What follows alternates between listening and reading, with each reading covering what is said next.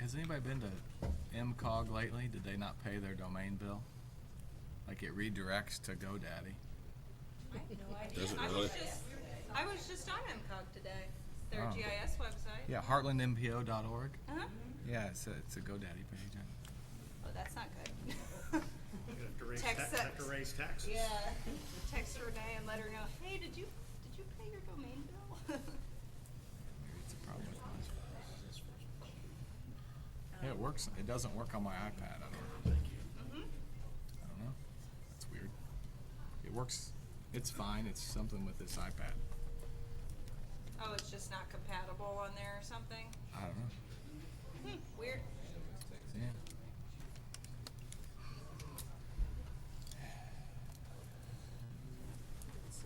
We need it. I was looking at the agenda, but there's only the one up there, so I'll leave it for somebody else. There's some new stuff out there since.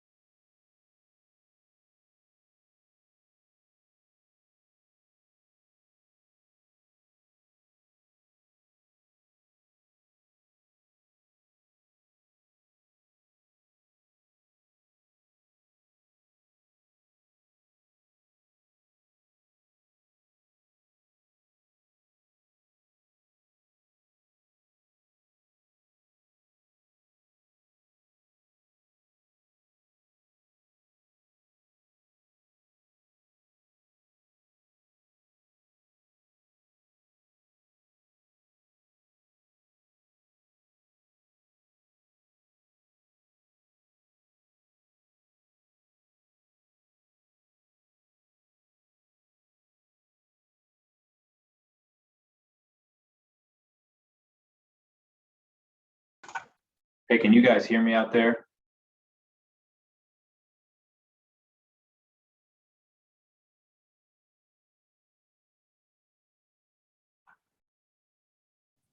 There we go. I can hear. This is Cheryl. Perfect. Okay, I just wanted to make sure I wasn't hearing any audio. I appreciate it. Thanks, Cheryl. Sorry about all that. Good. Oh, no problem. Technology. Good. Good evening, everybody. Welcome to the Town of Pendleton's March Planning Commission meeting. If I could have a roll call, please, starting to my left. Connie Schultz-Hines. Brad Valentine. Kyle Icorn. Tim Pritchard. Carol Hannah. Jenny Sisson. Cheryl, can you hear us? Yes, here. Thank you. Remy Hunt. We have a full quorum. Welcome, everybody. This is probably going to be a long, lengthy meeting for a couple of reasons. One, we canceled the January meeting due to the weather situation. We do have a lot of items on the agenda tonight, so we'll try to get through them as quickly and timely as we can. If your item is up first, second, or third, you're welcome to leave after that. You don't have to stay through the whole thing. And we'll probably take at least one break, not two, see how we get along through the whole thing. So with any meeting, everybody will get a chance to speak on your topic, and we will give you plenty of podium time up front. Okay, could I have the board please to review the minutes from the January meeting? It's on your iPad, and motion for approval, please.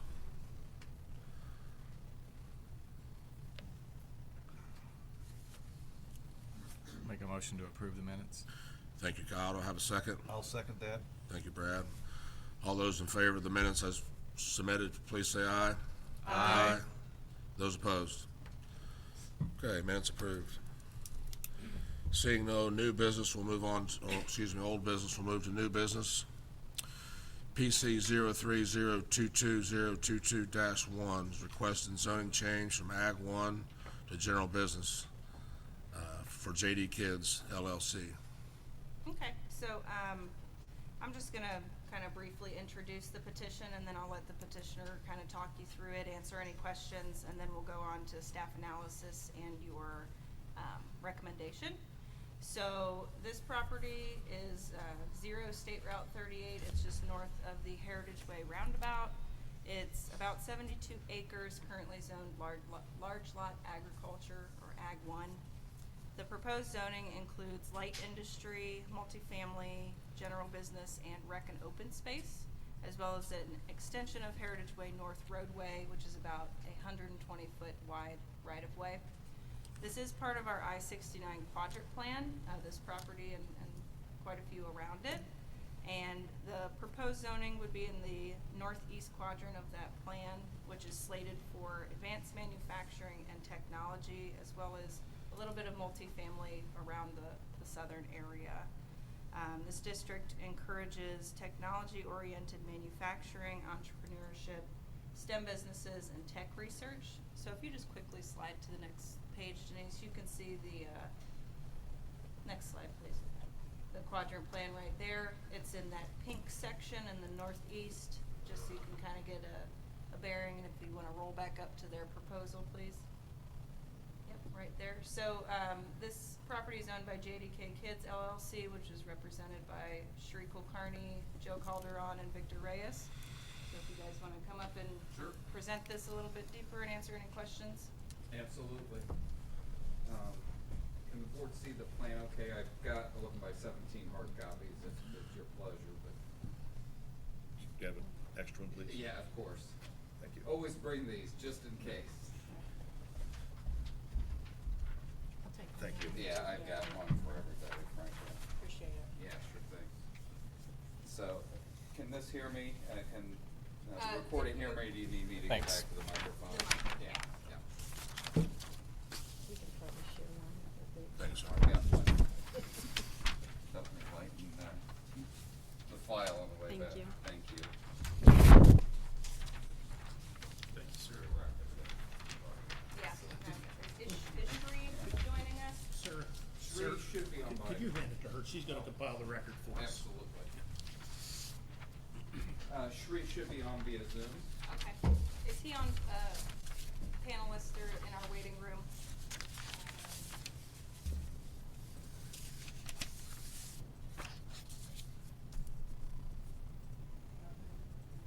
Good, good, Okay. good.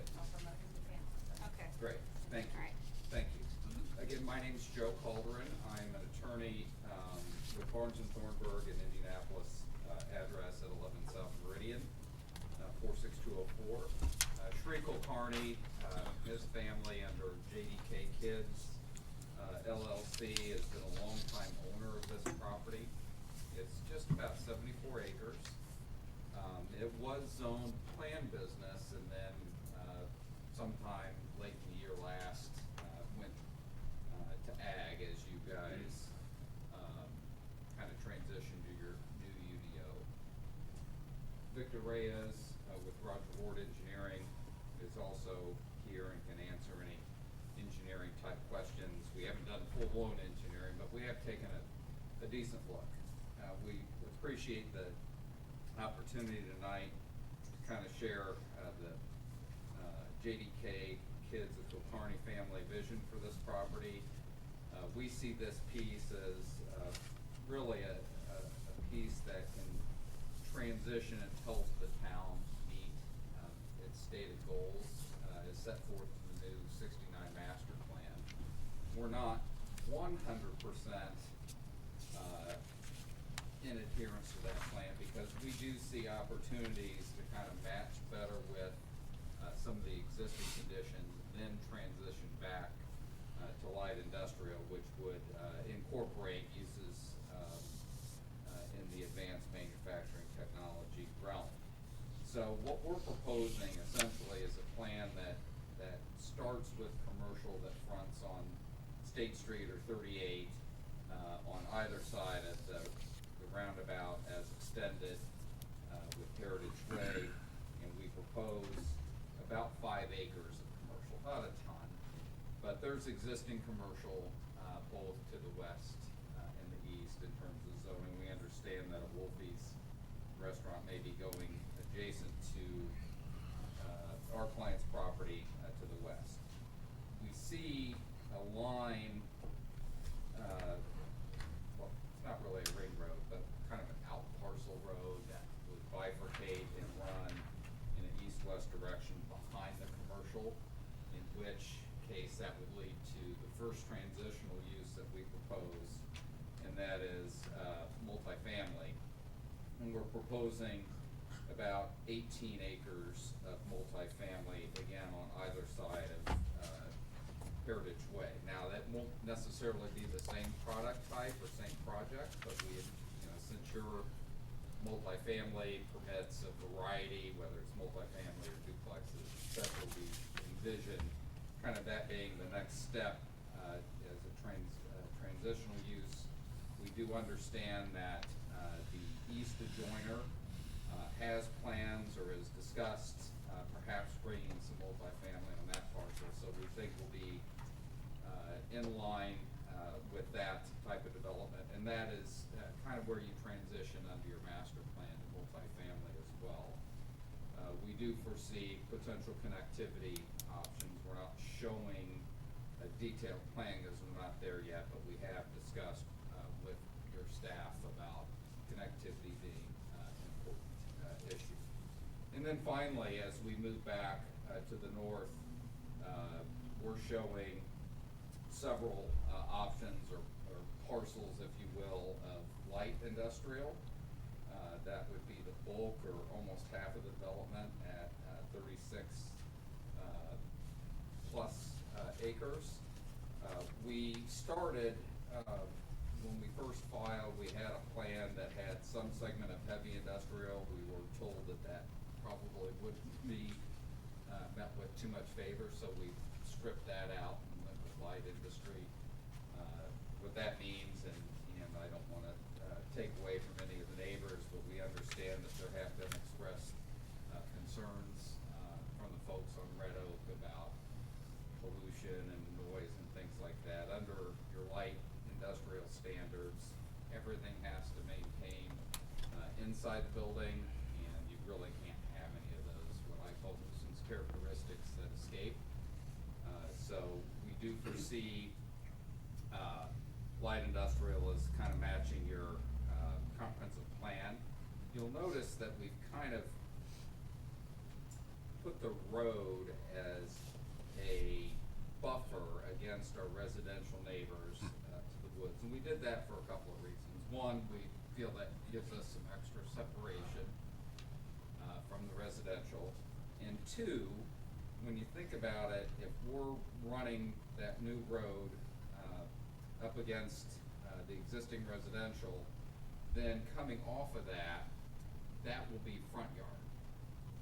So folks would be looking at the fronts of buildings where you have your architectural standards versus the rear of buildings. Plus you have your front yard setbacks and landscaping standards. So we felt that would be an appropriate way to kind of manage the, change in use, and still, provide, the means to run, Heritage Way up, eventually connecting far beyond, our north property line.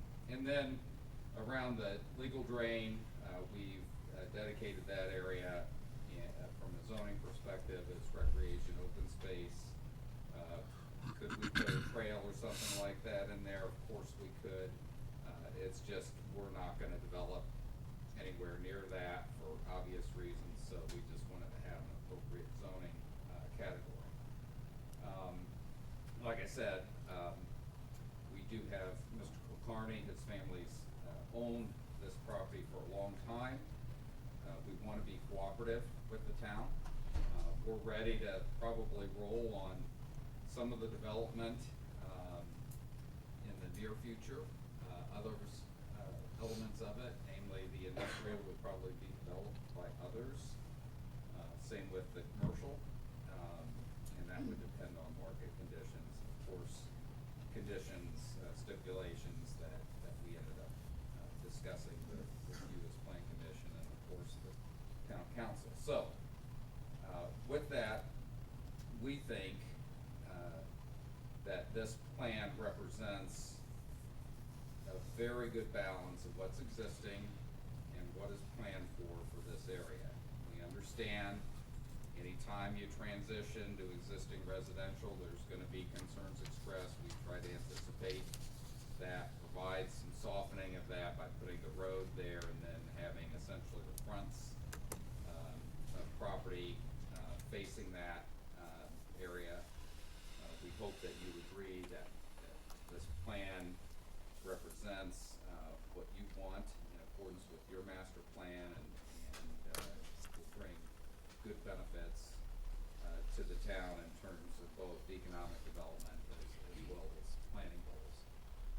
We're ready to answer any questions you may have. Sri, did you wanna add anything to that before the commissioners ask questions?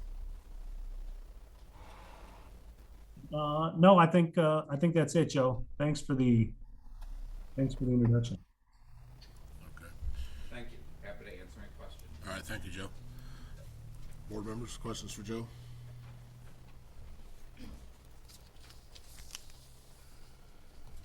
Not yet. I'll start. We'd had a preliminary meeting, prior to this one with the owners and the town, some planning.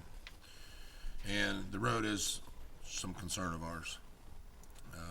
And we had talked about moving the road to the center to bisect the property to, one, move it away from the existing homes in that northeast corner up there. Any thought, or are you guys considering that, would consider that? I think that's gonna be a very strong point here tonight.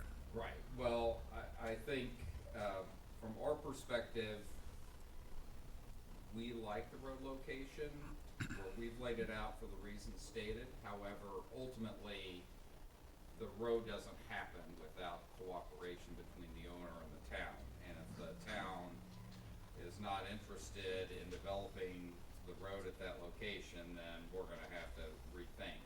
Correct. So, I'll let Sri speak anything to the contrary of what I'm stating.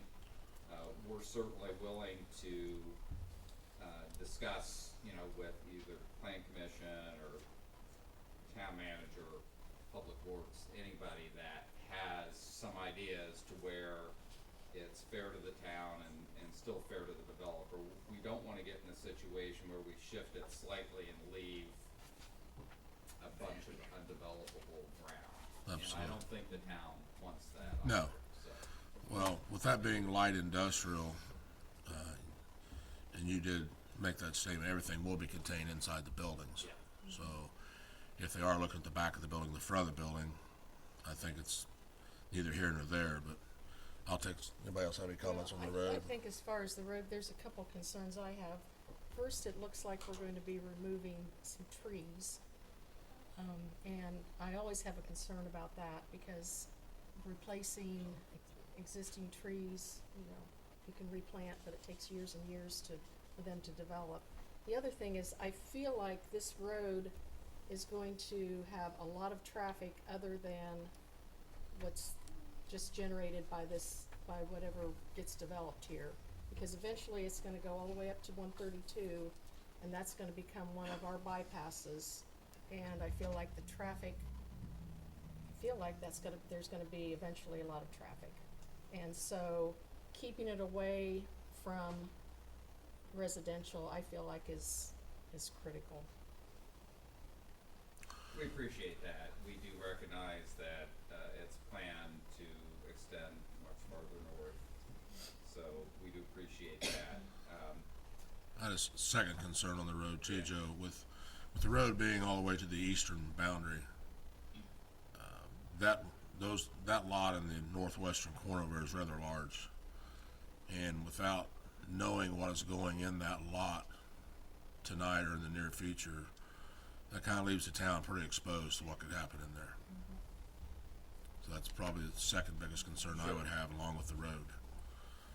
I don't know, or maybe you do have a tenant or someone in that area now. We do not, I- as far I as- assume as that's far as why- I know, but Right. yeah, this is mainly to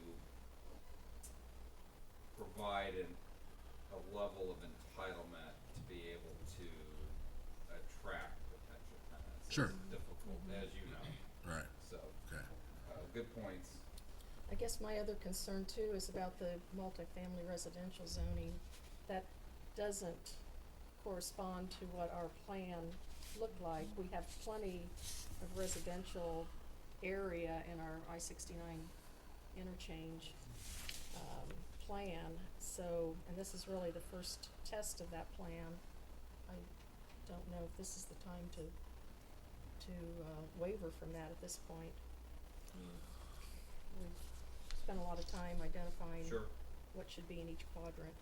And we've spent a lot of time at looking at connectivity with trails and sidewalks and things like that, and I'm not sure how that would blend in with this proposed multifamily residential area as well. I think we looked at it, being mindful of the plan, but also understanding that, in the, development world and even in our zoning, enabling act, the comprehensive plan is one element. We're trying to balance kind of the existing conditions and what we think is a reasonable transition coming off of State Street and then moving back to the west. And we didn't want to come up with a plan that had too abrupt of a transition from commercial to industrial, particularly with what could be coming to the east.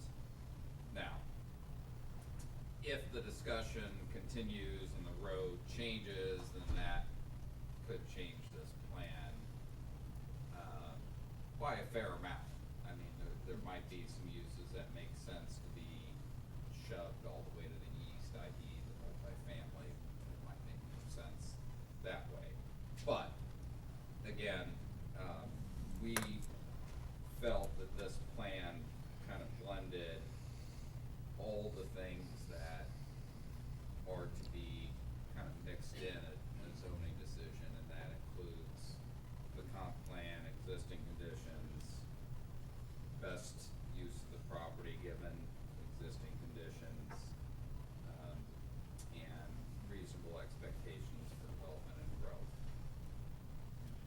here tonight, obviously, as a first hearing, so the feedback that we get tonight is important as to whether you want to make a recommendation or come see us again. We wanted to have this forum and explain kind of our thinking and then get your views as a board. It's very important to us because, like, the family's owned this a long time. They intend to be an owner for a long time. They don't want to take this situation and do something which is an important entryway into town and bumble it away. So It's a good point, Joe. I think you're on the right track here with what you proposed tonight. With some minor changes, some additions we've talked about earlier. Brad? Have you done any preliminary work with regards to stormwater with the, I'll have Victor Reyes come up. all right, thank you. Good evening, my name is Victor Reyes, I'm with Roger Ward Engineering, office at 6555 Carrollton Avenue, Indianapolis. And I said all that for a short answer of no. We have taken a look at the existing topography, just to get a flavor and a feel of what we're getting ourselves into. That's typically what we do as part of our due diligence. But no formal study has been done because, for a couple of reasons, we don't know what the end product's gonna be. I think this is kind of a global representation of what we're after, sort of like envisioning these sectors. There was previous plans that were developed that were a little bit more detailed, but they were scrapped because they were kind of going in different directions.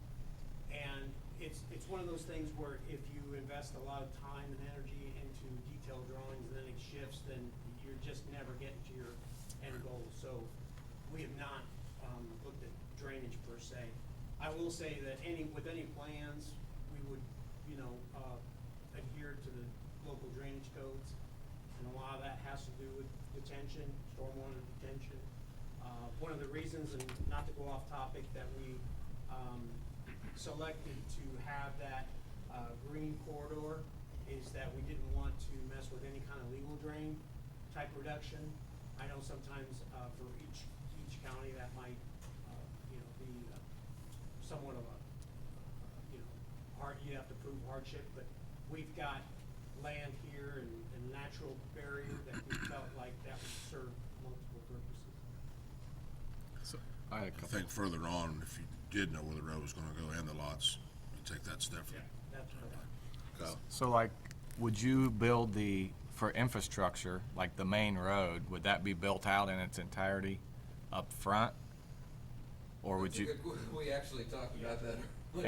and I guess that kind It's a chicken and the egg because, and I'll answer for Sheree as well. I think the idea is that we know there's gonna be extension. There's been conversations with the town, even before we got involved, that there's this envisioning of this roadway to go. What we're fearful of is building a road to nowhere. And, if the game plan is to connect it to the north, I think 38, I believe. 132. Then, if there's a master plan in place and a land acquisition that's kind of in the works. But to lay the groundwork out and to have a path and a corridor, then figure out, okay, what's the next step? Do we build to a certain point and take it all the way through? One of the hurdles we'll have to go through infrastructure-wise is a bridge. And that takes time to get through IDEM, Army Corps, the local jurisdictions as well. So I don't know that we've come to a conclusion as to whether this thing's going to be built out, but that corridor is on reserve for that ultimate build-out. I also noticed you don't have any particular area designated for detention, so is it gonna be a piecemeal? Or would you consider a master planned stormwater for the development? That's something that we would have to talk it over with the owner, maybe even have discussions with the town. And a lot of that has to do with the build out. So if there's interest in end users and they're coming in one right after another, then there's probably an economy of scale to master plan. The other thing we have to consider is, are these things gonna be divvied up? These are kind of sectors, and then, those could be divvied up, and they could have individual, detention ponds. And the reason for that is maybe one building gets built, and another 5-6 years goes by, and then another one. So I think ultimately, we would have some kind of master plan just to get an idea of how this is gonna drain globally. Whether or not we build one pond or, a multitude of ponds is to be determined at this point. It's a little early. It's a good question, though. It's a fair question. It's a good answer too, it's a little early. You mentioned the bridge. Is that bridge over the proposed recreation open space, or where is it located on here? It'll be on the roadway. It'll be, so where the roadway will go, that's basically the bridge to connect the north segment and the south segment of the road extension. Now, we haven't given any thought to any other kind of pedestrian bridges or anything like that at this point. We know that's gonna be reserved for recreation, so will there be a trail?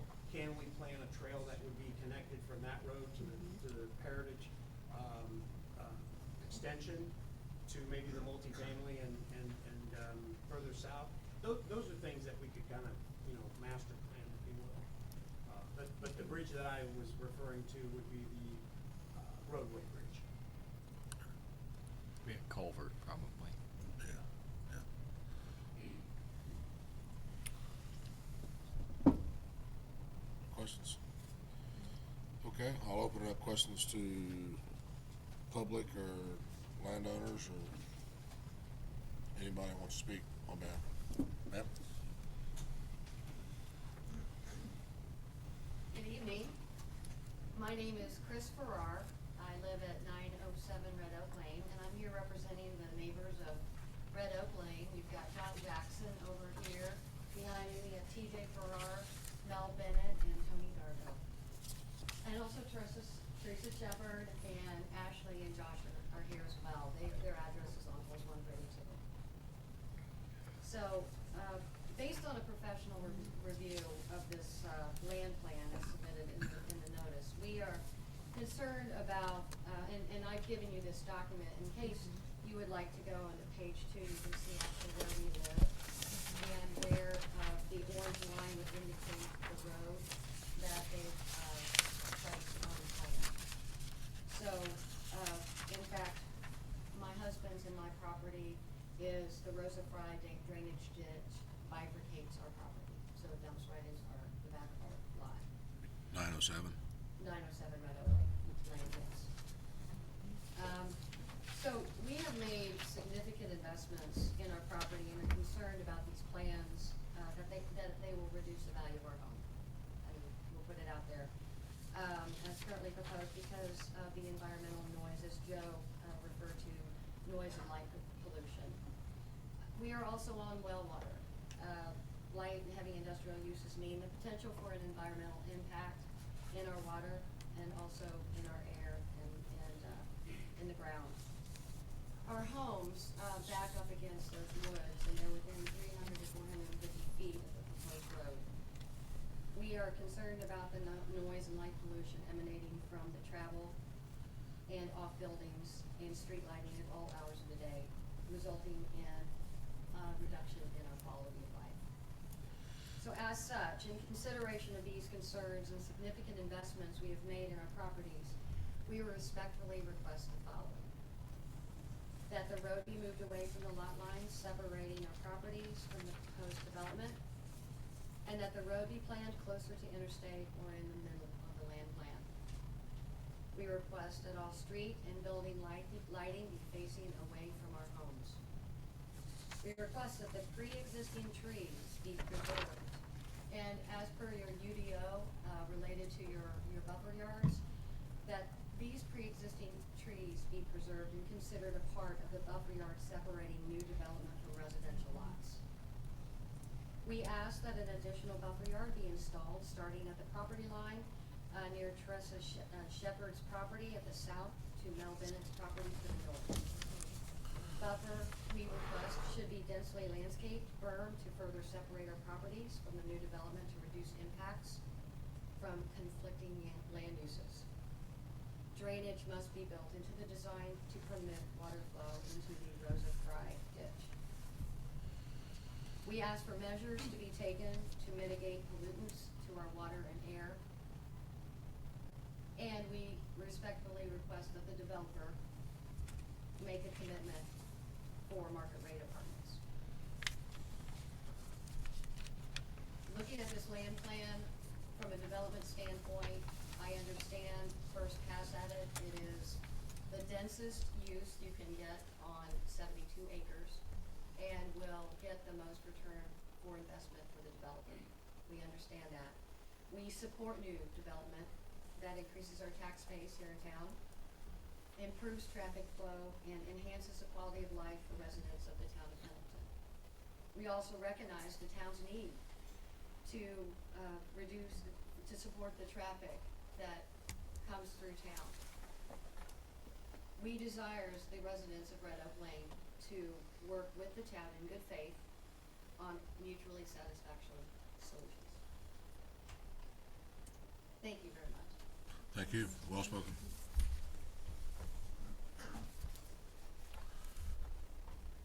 Anybody else from the public or neighboring property? Sir? Could you define? Could you come up to the podium, please? If you get up here. I was hoping to get away with this. Oh, no, we're gonna embarrass you. I'm Ken McNamara, and I've got property along 132. It's really not impacted directly by this. But could you define advanced manufacturing? And when you talk about it all stays in the building, do they have a well?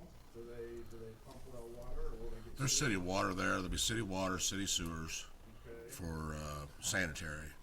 Obviously, any surface water from rain or parking lot will be handled through the surface drains or ponds, whether it be detention or retention, and either evaporate or flow away. But advanced manufacturing kind of encompasses things will be built inside the factory, which can hopefully contains noise, dust, light, smell. We don't want stinky things out there. If you remember a while back, there was a smelter wanted to go out at 13 and 69 for Ingalls, and that got kiboshed. So that's kind of the difference between that or a big industrial smokestack factory burning, puking out smoke and toxic fumes every day. So Is there a medical devices, things like that. Technology, Entrepreneurship, STEM businesses, any sort of hub like that. research facilities, whatever. And how's that enforced? I mean, is it a definition someplace? It's in our UDO, and when they come in here, the developers, the next step would be obviously to get it approved, where the road goes, their lots. They'll come back with a site plan with all their drainage on it, everything that's gonna pertain to drainage in the sites, and then they'll sell a lot. Okay, when they sell that lot will come back and make sure it's in compliance with our zoning requirements for that particular, whether it's light industrial, multifamily, proposed commercial, whatever that zoning is in that lot, we have to make sure it complies with that zoning before they can build or get a building permit. And as well, it'll go to Fall Creek Regional Waste. They've got to make sure they're not dumping anything in the sewer that Regional Waste doesn't We have a want. UDO on the town's website. It has a lot of pages. Yeah. But page 49, it describes what light industrial is, what the intent is, what the purpose, and it gives examples of permitted types of facilities. And really, I guess the thing that you're talking about says, those industrial uses completely contained within structures not involving outdoor storage or operations. And, Hannah, can you scroll to the next page and show them the quad map? Yeah. Can you make that a little bit bigger on one of them? Can we zoom, Denise, or no? We've worked on this quad map for some time now. And to your point, that's why we've put manufacturing on one side, residential and commercial on the other side to separate it. So there's been a lot of work and thought went into these four corners. Are read, yeah, I out read there. through the executive, at least, I couldn't do all that. Right. They were just- Yeah, beauty goes to her. But those four corners out there are gonna get really hot probably the next 5 years. Well, one thing I really would appreciate is if you say advanced manufacturing technology in that area, that ought to be it. They shouldn't even come in with anything other than advanced manufacturing. We'll make sure of that. My property does border on the multi-family residential, but since you're really talking about something else, I'll sit down and wait until that comes up. Thank you so much. Thank you, sir. Appreciate you coming. Anybody else, public or neighboring property? Scott? Mr. Chair. So in light of Mrs. Farrar's comments to representing the neighbors, I think it'd be important to hear from the developer, what was your analysis if you were to flip the road, in other words, a mirror image placement? So instead of it meandering to the east, it would meander to the west. Or even down the middle. Or down the middle. I can speak to that. So, hey guys, everyone, this is Shri, the owner, developer. So we had three rationale. Can everybody hear me, by the way? Yes, very well. Okay, right.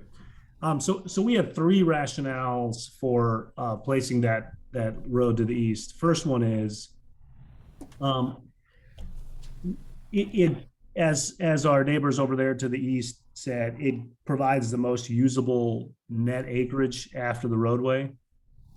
Right, so bisecting our property, if you look at where Heritage Way is, it's not exactly in the middle of our site. It's further to the east. So when you take the roadway, then you take setbacks, and then you whatever buildable acreage. Yeah, so if you kind of look at the roadway, it's sort of slanted, or not slanted. It's 65% to the east where Heritage Way is. So whatever's left ends up being less developable than not. Well, that was the first reason. Second reason is at some point, as this road gets extended, as it connects to 132, this is the most efficient path to 132, right? The road is fastest travels. If you go to that overview map, the least amount of distance. And at some point, somebody has to pay for that, right? Like the town of Pendleton is going to have to figure out how to pay for a road, and the further away it is from that road, that cost gets greater. And number three is, to the extent that people want advanced manufacturing on this northern part of our site, you need parcels that have a meaningful size, right? Not everybody's going to be able to accommodate their use in 150,000 square feet, right? And so this produces the largest potential development pads. And I'll tell you, my personal opinion is, this is going to be a long time coming. I don't foresee us having any interest in the this light industrial area for a very long time. So, in terms of the overall site plan, I just want to respond again to my neighbors to the east from Red Oak. These are going to be market rate apartments. I can guarantee you that. I'm not interested in developing anything else.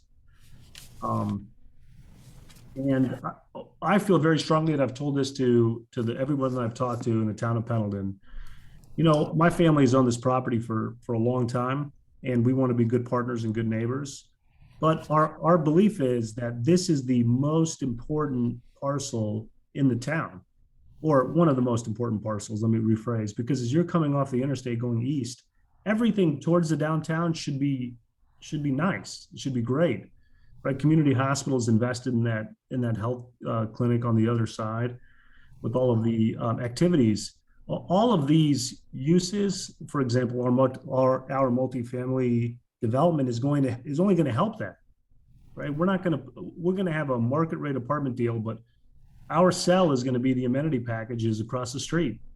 Ride your bike, take a scooter, walk, run, and then you're going to have a world-class facility.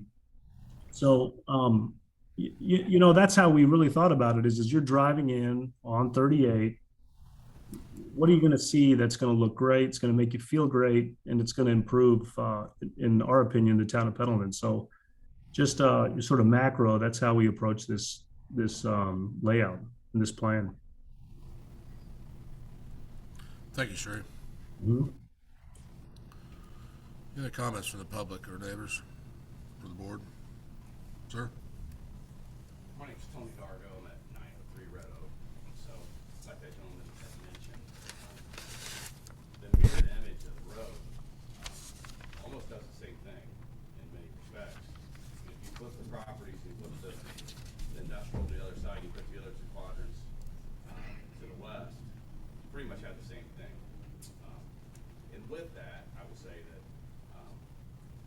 the light from cars at night that would come off Heritage Way pointed at Teresa's house, my house, and the others. In the wintertime, that's kind of an odd experience when lights come through woods. And I can't imagine, and we all know the traffic's tough, especially coming in town about 5 o'clock in the afternoon. We know it's tough, right? And so we know that that traffic's gonna come across there. I come in every day, come in 132, and I come back and I see people coming across the bridge and coming back around off Main. So, if at all possible, that road is a no from us where it sits. So I just had to make sure I said something today, because if I didn't, I told my neighbors that I probably wouldn't forgive myself. But I appreciate Jenny or Carol's input earlier from the trees and concepts and trying to just maintain some of that. We do have a lot of nature in there. I mean, there's deer, there's fox, there's everything. And so I know that that's not something that likely is going to stay, and we understand that there's going to be concessions. That road being so close is not one that I'm willing to make. So, thank you. Thank you.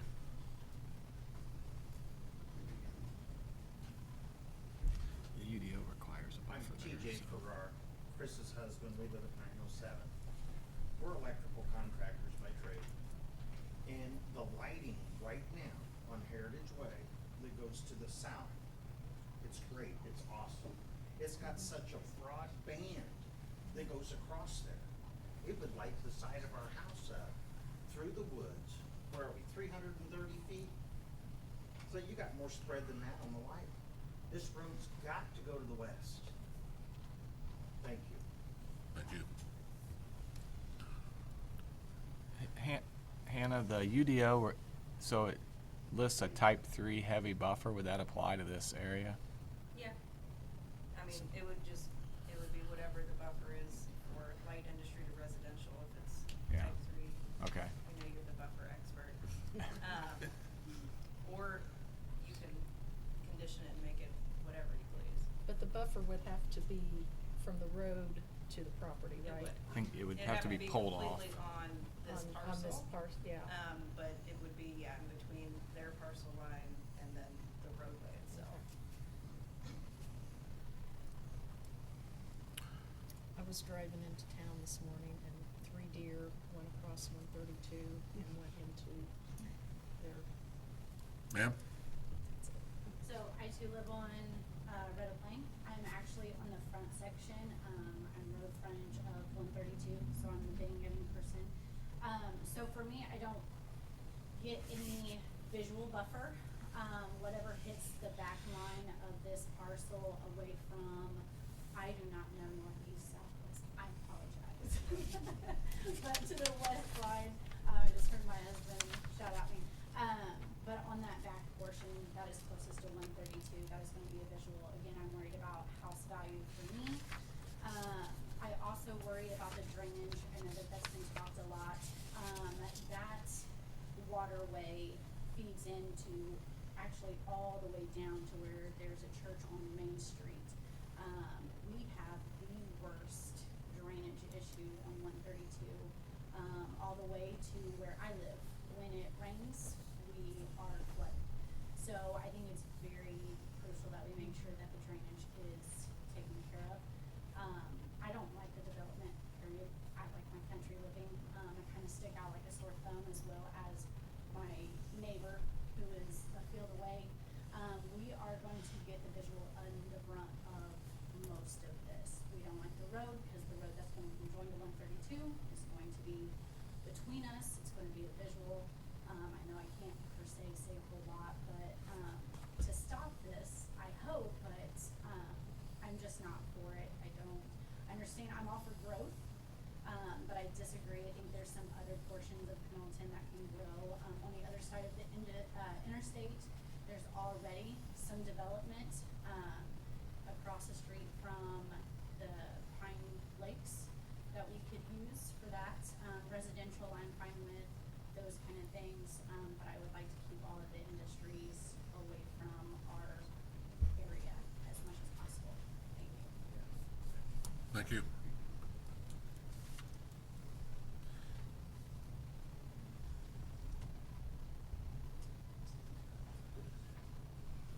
I'm Tom Huber. I live, north of 132. Noticed that, the road goes to 132, but then I'm concerned where it's gonna go from there in the future. On one map, it looks like it comes right out there and crosses my driveway, connects to 600 south, 425 west, which we have a terrible problem right now. Can't control traffic for some reason. Semis are in there every week, getting tickets.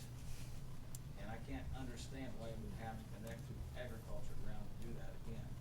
And hopefully we don't, but, it's total agriculture now. We keep losing more farm ground. I talked to the owner today and she's not gonna sell that till she dies. So, you know, that's something I like to see change too. If you're gonna hit 132, you better have a plan to get over there and get that new frontage road. We're talking about flagship. I don't know why we can't divert some of that traffic eventually doing that, so. It would affect about 6 families at the corner 425 and 600 west, or 600 south, 425 west. And, one member's not here tonight, but he'd be very, agreeing with me that it actually comes into my driveway to make that intersection squared off, so. I'm just concerned, the planning committee would take that into consideration. That's a huge area to undertake, and, I know you've got residential development there in the future, but I've lived here 50 years in that area, same lot. And, unlike some others here, we like our country. We moved to the country back then, so the country's no longer there. But that's my viewpoint. I just hope the board can consider some future plans on that intersection, crossing that big field, once you hit 132, what are you gonna do with your traffic? Just something to think about. Wait just a minute, I'll explain that to you a little bit. What's that? That road is proposed to go up through there in the future, plans. The yellow portion up there probably and more likely will tie into 600 at some point. And the reason for that, and Scott can chime in too, we're trying to get the traffic out of the downtown. The downtown is just flooded with traffic. And it has nowhere to go because we're locked with the prison, the railroad track, and the creek. We can't get them through here other than coming down Main Street. Secondly, the road you talked about, the flagship, is on the other side of the interstate. With the brown area that goes up to the yellow, that's the road that'll tie into flagship. Or the road, what's the 67th would be the one between the cemetery and the Delco Remy buildings. The road north of Nestle. It'll either go into Nestle or north of Nestle on that road. The problem with that road is it's very expensive and nobody's got any money. And Anderson owns probably over half of it. What's the time frame on this? Does the planning committee have any idea? No idea on the left one because there's no money for that one. As the one on the right comes through, obviously the developers, we lean on them to put that road in as they proposed tonight. So it'll go through hopefully the middle, but North of 132 though. It would take the landowner. the to landowner would do have to that. put the road in, or that lady sells the land. Sells it to the developer. She sells it to the developer, the developer puts the road in. So we gotta keep her alive, you know. There are a lot of minors.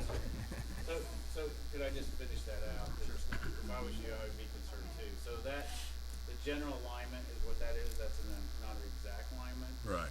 But we put that there because when the developer, if it ever happens, comes in, then we've already got on paper that they have to connect that for traffic flow, all right?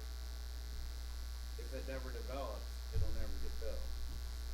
The town, if we ever are doing eminent domain, it's because our back is against the wall and we're forcing an alignment. The developers have to build the road. And we're not gonna spend town money building a road just to promote growth. Okay. All right?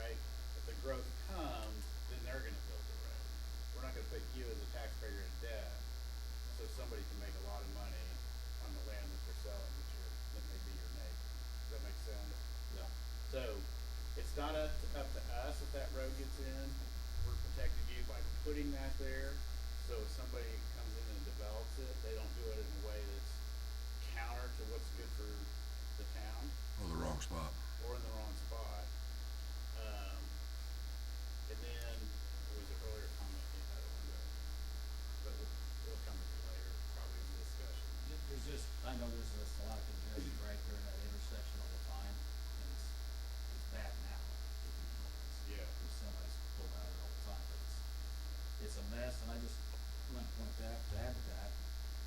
Is there a problem why we couldn't put signage at the roundabout 38, say, go to the next exit, don't listen to GPS? Because everybody says they listen to GPS, every trucker does, and they get screwed up and get fined, and ties up our police officers. Right, I've thrown many of cell phones into the fields already when they tell me it's GPS.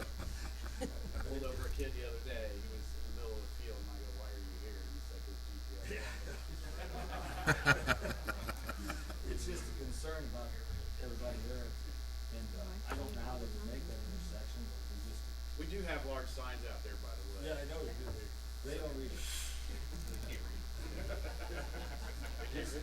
That's just some concerns we fight, and, Yeah. I know a lot of adjacent neighbors are. Oh, okay, so based on some comments, so, the attorney for the developer brought this up. For the town's criteria for the road as it goes through this parcel is it would be conducive to good traffic flow. Their initial layout had a 90-degree turn into it. We immediately rejected that because that would, not be good for traffic flow. As far as the town is concerned, the layout of the road being the shortest distance is not a concern of the town. If it's a longer, if it goes to the west and it's longer, it means, there has to be more construction, more cost. That's not a criteria for us because that's not a concern because we're not gonna build the road. The developer has to build the road, whether it's this parcel or the parcel to the north or the parcel that's in yellow that you're talking about. What's more important to us is what that growth that happens on that parcel has the least amount of impact on the town. And so the input from you and everybody else that lives there is more important to us than the shortest distance for that road. Does that make sense? Sure. Okay. Thank you very much. Appreciate it. Thank you. Hi, I'm Alice McCrocken. My husband and I own the property at 425 and 600 in that area that Tom was mentioning, the yellow quadrant up there. My concern is the new road that is being proposed is going to put additional load onto 132. And what is the plan to address that load? And Carol, you had mentioned that there's a lot of traffic going on right now. This will only add to that volume. Right now, without the additional road that's being proposed through the yellow area, they're gonna either be turning right or left on 132. If the idea is to keep the traffic out of town, then they're going to, some are gonna turn right, and then the only option would be to turn on that road that their signage says don't come, forget all the issues. So what is the plan to address the added volume of traffic hitting 132? You want me to take that? Yeah, that's good. Okay, so, the problem that we have now at 2,600 people for a town population, plus not even counting the traffic, that's township population coming through Pendleton, is that we're already jammed up at 2,600, a population of 2,600. So what are we doing at 7,000, 10,000?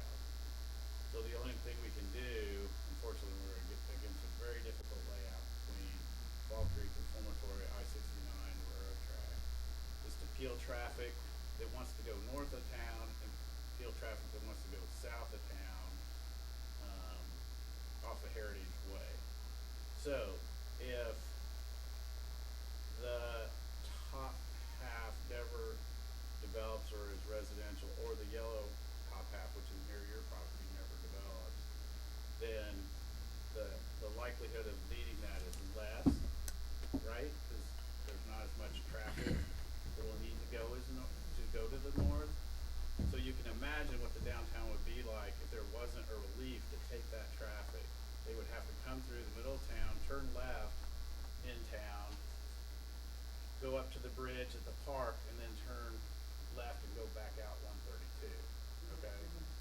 So this peels them off before they go back to town. The beauty of the traffic modeling that was done by our consultant is that when there is not a traffic jam, jammed up like at 5 o'clock, then traffic would prefer actually to come through the middle of town, which is what we want. We don't want to destroy the downtown. A lot of cities and towns, in fact, anyone I've ever dealt with in 20 years of civil engineering, is they kill their downtown by building a bypass that never lets the traffic come back into town.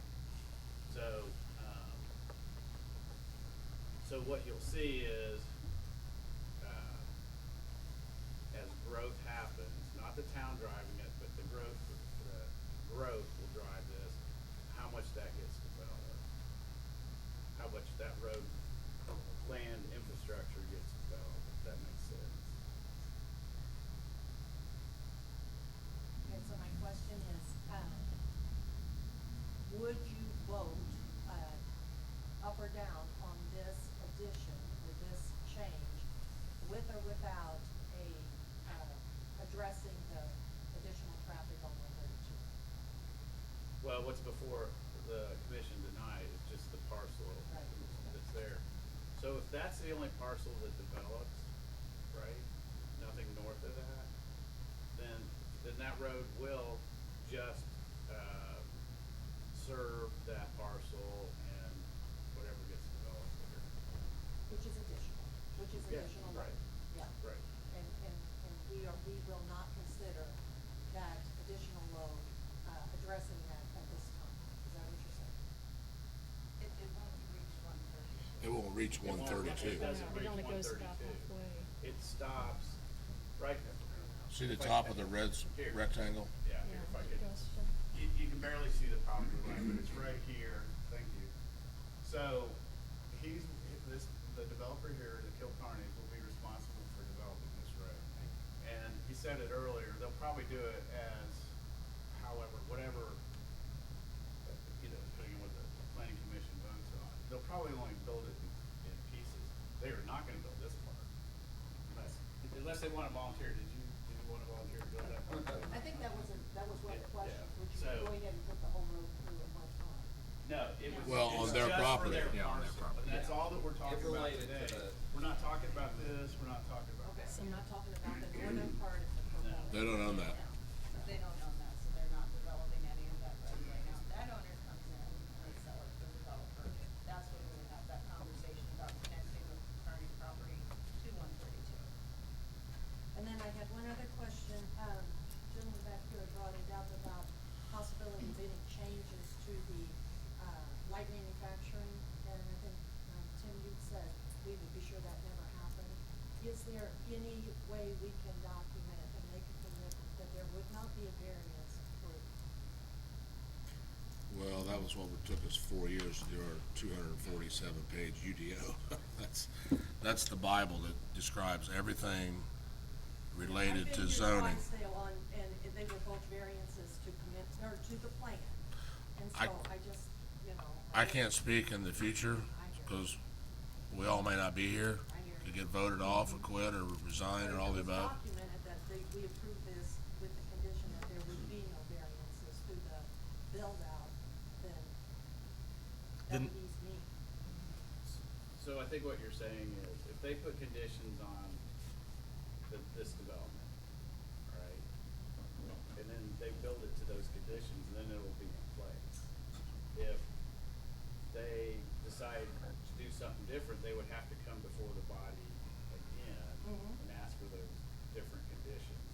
And then whatever that body determines, then that would, Yeah, that would I happen. appreciate that. It's just that every time that I've been involved in a variance hearing, it's always been approved. And, you walk into a relationship, you walk into buying the property with the understanding of what was the commitment or what was the promise, and then variances are always an option. Yeah, later down the road. Yeah. And, we're dealing with some of those 50 years later, and God knows who was on the planning commission, and if they even had a planning commission. So could that be considered considered though, that it be written that through the build out of this section, a variance would not be allowed? The developer would never agree to that. Right. With all due respect. You're gonna tie their hands so tight. They could still We cut. can't bind future plan commissions on what they'd like to do. A lot of things change in years. But we try. That's why we took a lot of money and a lot of time to develop 247 pages, and it pained us, it pained everybody in the planning department for years to get it done and It just approved. feels like then all that time and commitment, we ought to make every effort to live to those plans. Right, and this is the first year of that UDO that we invested in. So the first thing out of the gate, we're not gonna deviate from that. Why would we want to? We spent 4 years laying it out. Now it's up to as the town manager and the planning commission, the town council to stick to our guns. Okay, does that make sense? It makes sense. Okay. Good luck to us all. My name's Becky Marber, and I live at 2417 West State Road 38. My main concern is for the path or the sidewalk that you guys kind of mentioned. Anybody can say, yeah, we'll put in a path, yeah, we'll do this, to make it pedestrian friendly, but I would like to see it in the plans, where exactly you're gonna put this path, preferably a paved path with it, so. Can I address that one too? Well, yeah, So we have- that'll come later, Becky, when they actually get the site plan, more detail as far as street widths, paths, sidewalks, drainage, ponds. They're not quite there yet. They're just trying tonight to see if they can get this property rezoned from ag to industrial and multifamily. Then they can move forward. Yeah, So, it will be. so you talk to this, the UDO will require them to have a space for trail. Yeah, It's a standard, one of the high standards that we set in the UDO is that depending on the type of road, they will have to have a sidewalk or trail depending on what they serve. Okay? And that UDO is a public document for anybody. It's on the town's website. You can- And if I could add, great reading. we also have our connectivity plan that talks about future paths and walkways and tying in all the residential pieces together. I'm sorry, yeah, I am very familiar with that. I read Okay. through it. Okay. Yeah, thank you, it's well done. Okay. Denise, do we have anybody zooming in on a question? Yeah. Okay, this is from Zach Rounds.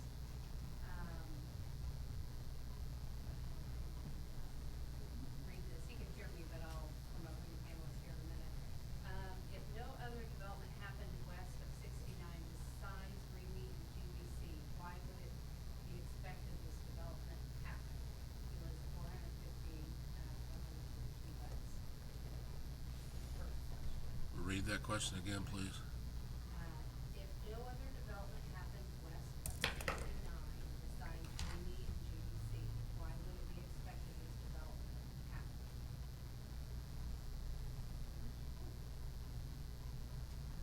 Let me I don't understand the question. get a panelist here.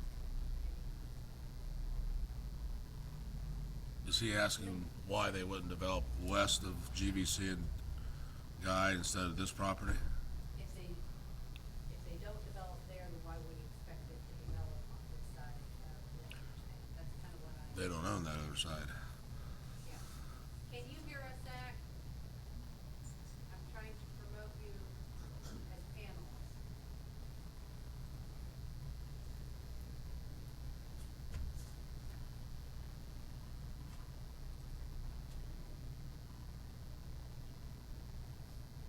Okay, can you hear us, Zach?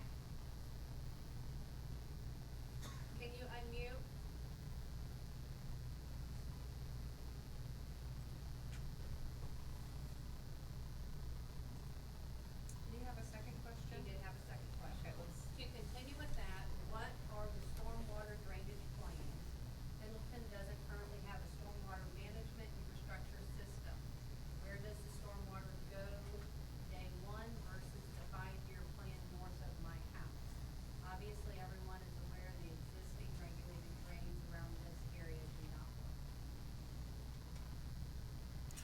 type in a response? To the first question, can you answer him that the petitioner tonight does not own the property west of 69 and west of GVC?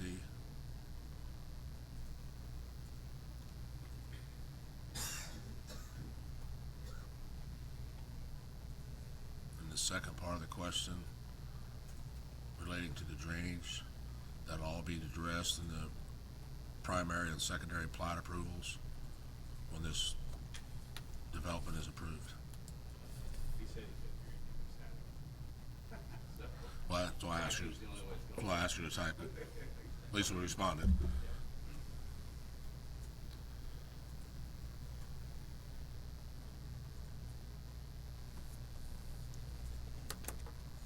Okay. Is there any other questions? Sir? Hello, my name's Joseph Adams. I live at 800 Red Oak Lane.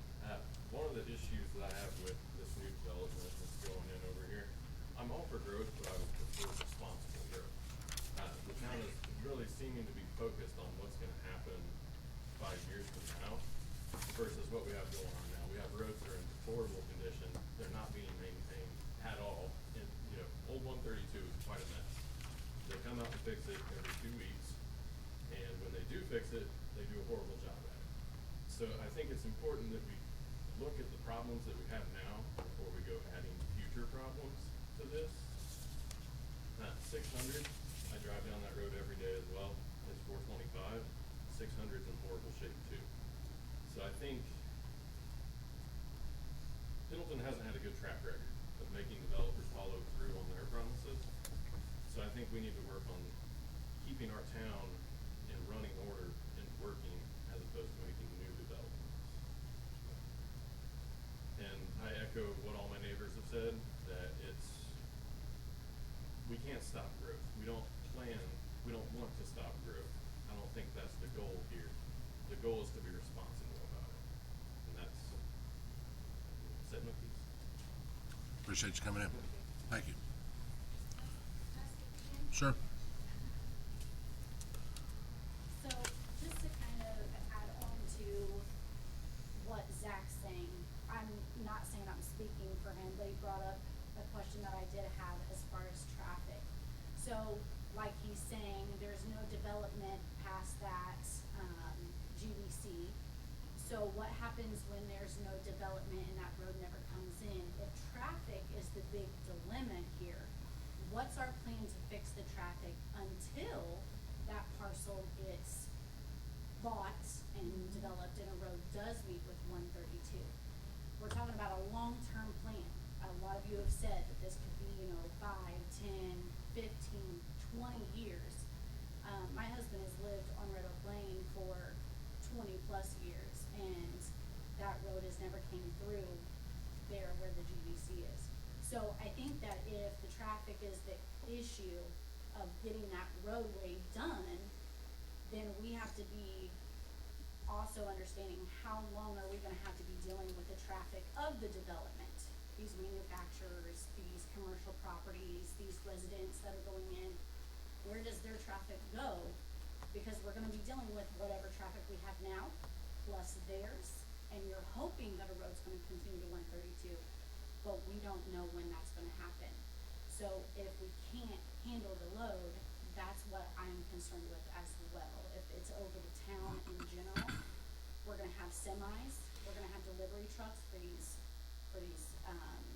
manufacturers that you're gonna put in. I think for me, a lot of the semi issues that we do have on 132, 425, is to get to Flagship. So, in my opinion, if that is a traffic issue, we're gonna add those delivery trucks to downtown, which they're also already doing. So, on that future Keystone side might be something to look into, because that will give our semis and relieve a little bit of that traffic that we're seeing in downtown, give them another option. But that's kind of, I think, where I'm at with what Zach brought up, is that if there's no development behind, who's to say there's gonna be development behind us as well? So, just kind of an insight there. Thank you.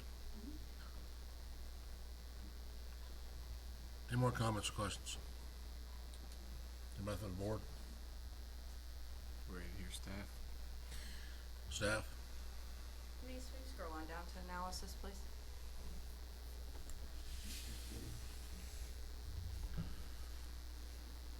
So the function of planning staff is to analyze all petitions against our approved documents, plans, anything we have in place, and present facts and analysis, not an opinion. So based on that analysis, this development, the rezone from Ag 1 to these 4 zones is appropriate for this area, with what we have in the I-69 plan. However, how it's laid out, how much of it there is, where the road is aligned, is all up to you. So, as what a lot of people have said, special attention should be paid to road alignment and storm drainage, just because I know there is the ditch that runs through there. I'm not familiar with the topography of the parcel, and I don't think we're in that stage yet either, but that's something as we move forward, such as in site development phase, or, you know, wherever this ends up, that's where that would typically be addressed. So, that's all we have from the planning department, and per our UDO, we now have like 6 considerations for the planning commission when they move to vote on a recommendation. So you'll see those listed there. This is straight out of our ordinance. It's the comprehensive plan, current conditions, and character of current structures and uses in each district. Most desirable use for which the land in each district is adapted. Conservation of property values throughout the jurisdiction, responsible development and growth, and resident comments. So this is what you're gonna base your decision on. And you can vote to recommend neutral, favorable, unfavorable, and all of those can be with or without conditions. Or you can, is it table or continue? Are they the same thing? You can continue the hearing, until next month and review the information and comments you've received, and possibly then request commitments of the developer and or impose conditions. Is there a difference between that and tabling? Not really, No? not functional, Okay. no. So I put But table on you're there, just but- continuing to let people know that we're gonna talk about this, that are assembled here tonight, we're gonna talk about it if they do that. What, And in- what's the time frame limit to make a decision? Well, 60 days? At this point, it's a reasonable time. You started your hearing tonight, so you've satisfied the time limit problem. Okay. Now, you can't just keep continuing it punting forever. You So can't? You cannot. Okay. Punt forever. At some point, they're entitled to a decision and to get in front of the town council. Tabling it or continuing it, 1 month into April would certainly be reasonable, considering all the information you've received tonight in the presentation and the comments from our residents. But is there a limit? Is it like There- 3 months or I think that's continuances? There's no hard and fast limit, but at some point, the developer's gonna get very antsy. They are entitled to a decision.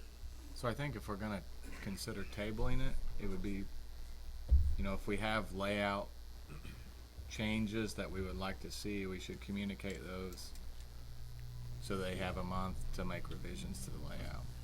I agree, Kyle. Based on, is there any other comments or questions before the board goes forward? Okay.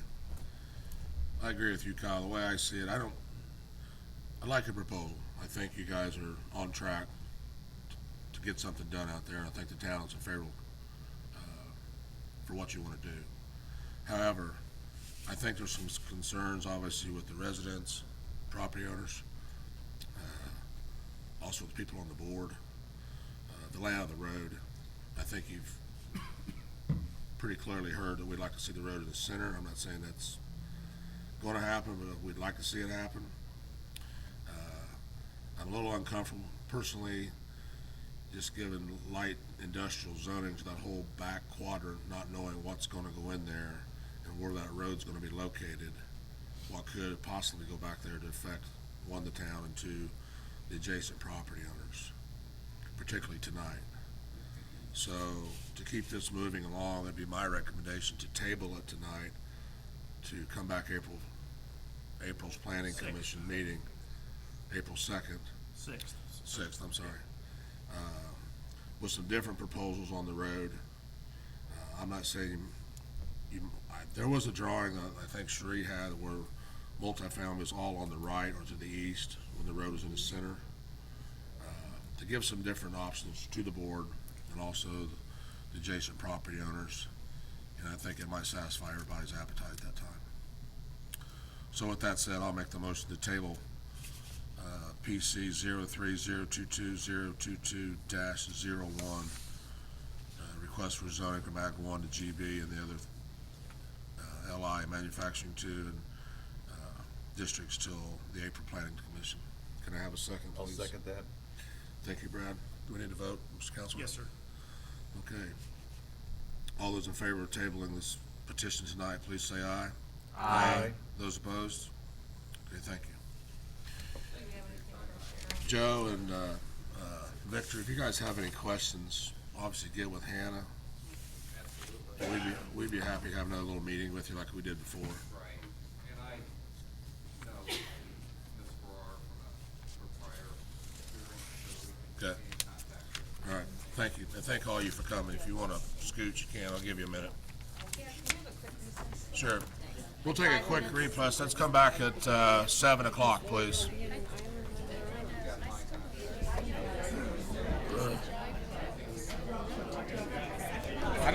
This isn't a county drain, so.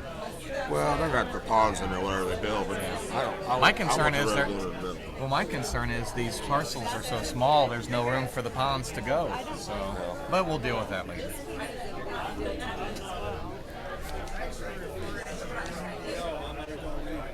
The other question I have, is there gonna be commercial development on both sides? Both sides. Of 38? No. No, ain't big enough. You put So you're gonna have dumpsters and Yeah, that's, delivery stuff that'll be all back here. front facing, yeah. That'll be a restaurant. But this is up against the new residential multifamily Apartments, stuff. yeah. There's the UDO, but then we have So there's buffer our, requirements. They'll have I to call it landscape. connectivity plan, so See the backsides of you know, lanes for that, pathways, sidewalks, because we want all the If I residents were to do to it be able to connect. I would expand the So size it's of about that. safety Get- and I the think- quality of life, right? Fronts, Not all yeah. communities One are focus towards the residential and the light so those are all things that we consider. But if you go on the website, you will I think there's a bigger demand for the commercial and the residential than this lighting. And they're saying like this is years, probably 20 or 30, ever. So. You know what? I kept thinking, where have I seen you? Well, that's why my question was, are you going to build in the front I think we need to do it required to have to extend it. or pay credit to the town to build it? Well, we can see some new layouts next month. So Carol Edwards is two houses away from you, yeah, okay. Well, I live around the corner in the Pines.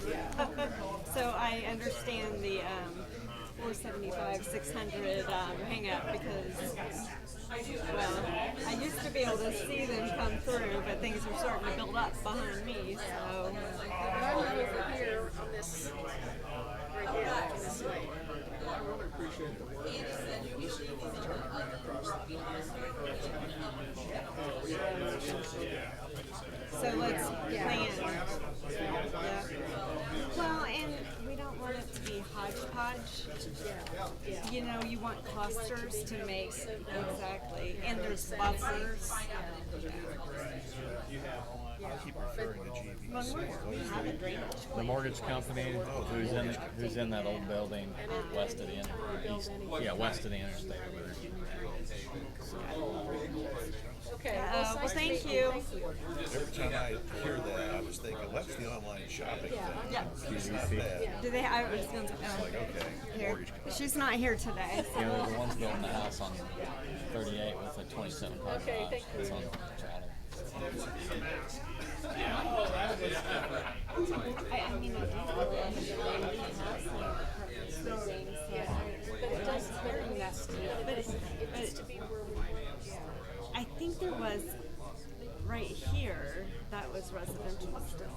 Yeah, well, I mean, Yeah, I mean, so- we're getting close to it here. So I mean, if this this- isn't precise. Yeah, so I feel if like this we was could move it moved, over yeah, so if that was up just in there, this, I'd be okay with that. yeah, because That's- the connectivity piece Yeah. was still, That's, yeah, that's not, this is, yeah. hey, I didn't even see you sneak in.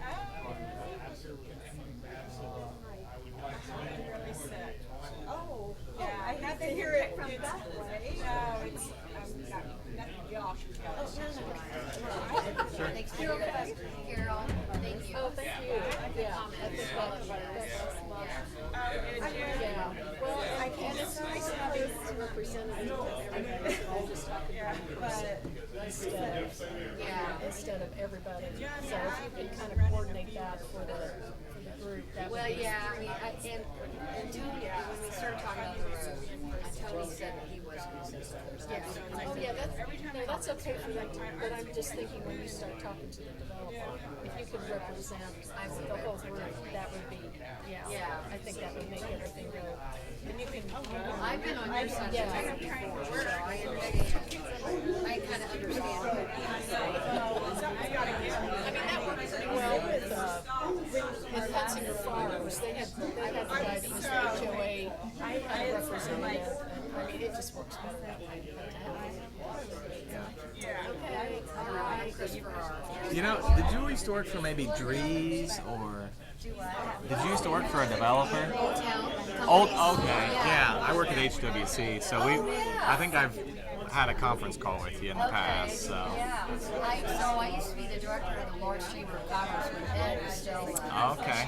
Yeah, I was at Schneider for 10 years. Oh, were you really? Well, Yeah. I might know you there too. So. Yeah, we worked together. So. That's the way I recognize your name. Yeah. Because I was at the Fort Harrison Reason. Okay, yeah. Yep. Yeah, I've done several projects there in the fort, so, yeah, so. Nice job.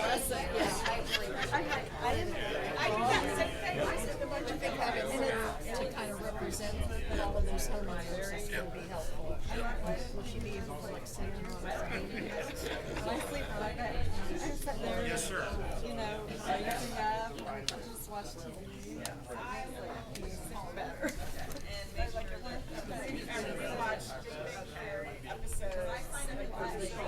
Cleared them out. Yeah. That cleared them out. Yeah. Well, it's time for our meeting to start. Break? Yeah. That was the pre-meeting, 5:30 to 7, right? I wonder if we could skip these. Yeah, they're at the end, so. Depends on how fast you roll through these other ones. Knock them out here. Yeah, it makes things lighter. And I want to get out of bed.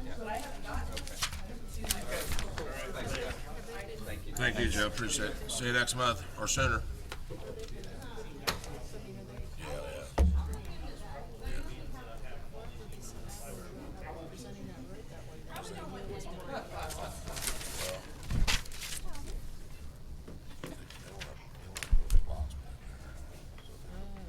See, I'm thinking between these parcels, Okay, thank you, everybody. We'll call the meeting back to order.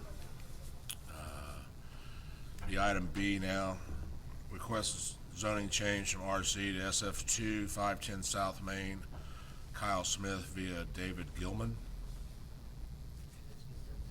So I'll just. Let Hannah speak first. You're Kyle or David? I'm David. David, oh, okay.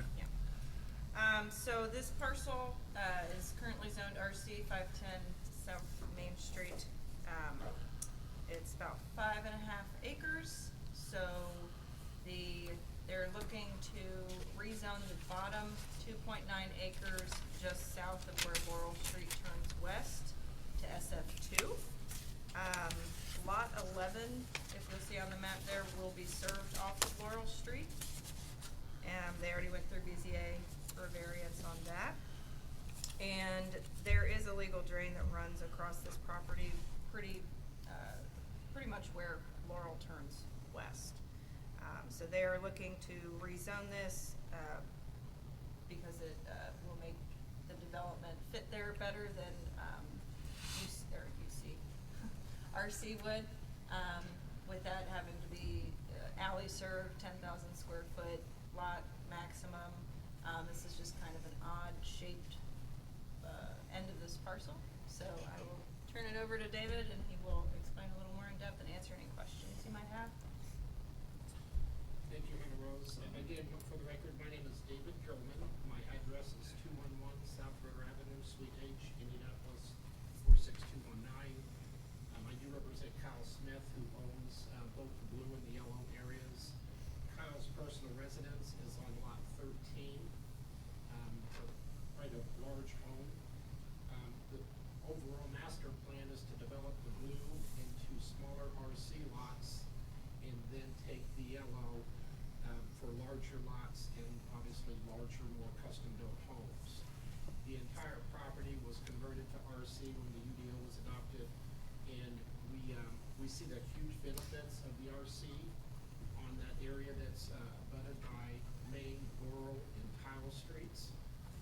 And then, as Hannah Rose said, as this goes further south, the topography gets a little bit more extreme with the legal drain running through it. There's some pretty wooded areas. So we thought it was more suitable for larger estate lots. We're asking that this board grant us an SF2 for 2.9 acres. And we would develop that and subdivide that into up to 5 lots. Lot number 12 is maybe a challenge. We'll have to get more into the legal drain easement, the width, and see how much buildable area is on lot 12. But for right now, we'll just show it as a potential building site. We do plan on filing for our preliminary plat this Friday. I think Monday's the deadline, and we hope to be back before this board on April 5th. And with that, I'll answer questions that board members have or anybody from the audience. Okay, thank you, David. So with regards to the blue, basically all of the blue developments in full compliance with RC. It's just the exception here on the far end or the near end here of the yellow, correct? Yeah, and that top part hasn't obviously gotten through primary platting or site development yet. But the idea is that RC can better be served in that area because it's more laid out like a grid. And where Laurel turns west and below, as he stated, the topography is odd. There's a lot of trees there, and it would make it really difficult to put an alley down the middle of that and have 10,000 square foot lot maximums on it. It would just be nearly impossible. And there's Kyle Smith's house right smack dab in the middle of lot 13. So there just really wouldn't be any way to continue developing it as RC. So another zoning, we figured this one would be more appropriate. And if you'll notice, there is large lot, single family right below this. So it is a bit of a transitional space. That there's a few lots there of neighborhood business, but they're not super active. But the rest of it does go into larger lot, single family. So will the primary plat you're filing be for the total parcel with the RC and the SF2 combined? Yes, that's how we have it laid out so far. We just would like to bring it in as a preliminary. We may come back in as final plats, maybe divided up. Yeah. But that's work in progress. And lot 11, the access would be right at the end of Laurel there? Is Yeah. that- So BZA granted a lot width minimum change on that because there is just really no other way to access it. The minimum lot width for SF2, I believe, was 60 feet, and it was, the variance was for 25, so they could have access off of that road. There is right-of-way there that we aren't currently using that we could potentially, at some point in time, extend Laurel Street south, where that might make that a little bit easier for whoever lives in lot 11. But that was kind of the issue with lot 11, or dividing that up, as the access to it is pretty difficult in this particular area. So that's why they got a variance.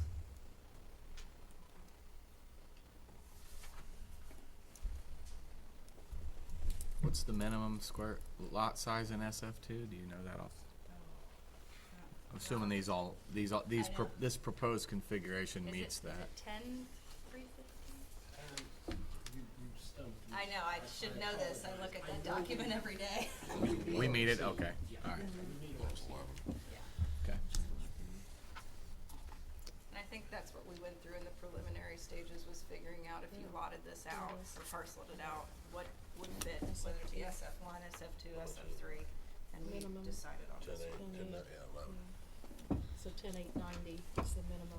Okay, the 10,350, I was close. Question of the So board? if 12, you brought up a concern as far as you're not sure how you're gonna be able to work with that. What is going to happen if you can't work with that? My initial thought is that would be a neat place for some type of common area. Because if you know that this property, and you know where, is it Pendleton Ditch? Is that, that area? It's a city, it's a town. Yeah, so there's a neat little wooded area right there, and some of it has been cleared. But I think that would be a neat little pocket park or something, maybe just some common gathering area. We will have sidewalks all along Main Street up to Tile. So I think there's gonna be a lot of walkability, opportunities for any of the residents to even stop by. There could be a little dog park, who knows? But we'll make it useful, whether it's passive, recreation, or just leave it wooded, plant more trees in it, we'll figure something out that would make it look nice. So you plan on sidewalk to the south line of lot 15? Yes. Okay. And the 5 foot of additional right of way is to bring it up to compliance with the thoroughfare requirement? I haven't looked that deep into it. Okay, I mean, that'll come with the primary. Yeah, And that'll we've- come with the primary. We've committed to that on the RC, and if it's needed on the SF2, we would agree to that as well. It doesn't impact our development opportunities. And there's gonna be sidewalks all the way around. That's correct. On You'll the- have them along Main, and then along Tile, and then along Laurel. Yeah, good. Where are you gonna put it? I'm sorry? Are you gonna build the road bigger? No, There isn't no room on it. Where are you gonna put a sidewalk? You're gonna take our yards out? no, it's on our side of the road where we'll put the sidewalk. You're just gonna put it just Yeah, one on way, our- you're not gonna take it all the way up the road? It'll be on the, help me with my directions. The It'll east, be on the east. side of Laurel, not on the west. Just for the property that they own. You just gonna have to keep your yards? I don't understand. He's only gonna No, build there'll be no- sidewalks on his parcel. They're not doing anything on anybody else's. Okay, but they're running sidewalks up the street. Ain't that On gonna their be property. It'll just be on the blue part. On their, they'll be on, no, they'll be on their property. Okay, but you're not going all the way up the road. We'll go from Tile south Into- to where Laurel ends west. And then On stop. the east side of that segment of Laurel is where we'll have sidewalks on the east side only. And then it'll be on the south side of Tile and on the west side of Main. Can I say something? I've lived there 35 years, and nobody has never been able to build there. Then all of a sudden, this guy gets there, and it's all changed. Now what? How did it change? Because that wasn't done. Everything in Pendleton has been done there. Yeah, I do think he went and got a phase 1, phase 2 to make sure that it was built. Well, the guy before done that, he couldn't build. Yeah, I'm not sure. So I don't understand how this guy all of a sudden just decides to build. And if you're gonna do anything over there, why don't you fix the flooding problems? We have done nothing but flood since we've lived there, from that damn land. I've got pictures, I can prove it, we're flooded out every year we're flooded out. You know what? So fix the drainage first. Can you go to the microphone and stay here? Yeah, I'll stay here. Oh, do you have any more questions? No, thank you, Dave. Not right now. And my name's Sally Brown, and I live at 310 Laurel Street, and I live on that curve. We flood every spring, every time there's rain, we have to call Fall Creek to try to take care of the problem. Nobody ever helps, nobody. If they're gonna build this, then fix these drain problems before you bring anything else here. Where's that drain go, Scott? I mean, my gosh, my house is gonna be underwater. Who's gonna pay for that? Which house is yours on the corner? 310? Her house would sit right there where it says 25 foot of frontage. Yep. You know, we're flooding out. So that's a city drain that comes through. Yeah. So part of the requirement is that when they develop this, they will have to take the water, which sounds like, as you just stated, goes to your property. When they develop this and plat it, they will have to have a stormwater plan that brings the water to that city ditch that is to the south. Do you know how much we have fought the town over that lot? We have fought, my husband has fought over that land. Finally, they decided to cede it. My husband went up there and spent his own money clearing that out, making that look nice and planting them trees. Well. You know, you're wanting to bring a road over there. You know, we have deer, we have everything over there. And you guys just wanna destroy Pendleton. I don't understand it. I mean, we've got enough houses. Why do we need any more over there? And you guys are gonna put houses that don't even fit. Look at the one on Main Street you just put up there. It don't even fit the neighborhood. Well, wait a second. First of all, the town was not built. I know, but I'm saying, you're putting things in that don't fit the neighborhood. You know, as people live there, we can't afford to build them fancy houses and fix our houses up like you guys want now. We don't have the money, you know? My husband was a plumber in this town. And he stood up for all of you guys. And you know, and now you guys are wanting to come up here and build these fabulous houses. Well, how are we gonna meet our house? You guys are gonna start condemning our houses. You know, I mean, you guys are gonna say, well, it needs to be this way, it needs to be that way. Well, that's not gonna work, cause you know, people don't have money no more. Well, I think you're making that up in your mind. The town No, I'm not. I'm feeling you know, I fought the town a lot. I have fought the town over parking things there. I have fought the town over the water damage. They finally put a ditch in, a drain tube, but you know what? You can't never get the town up there and clean the leaves out of it. I'm the one that does it. So, you know, if the town wants to help, then they need to fix some things before they start.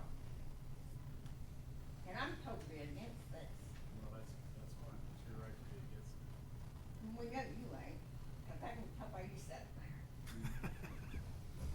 You know, if you lived there, you'd be a different story, wouldn't you?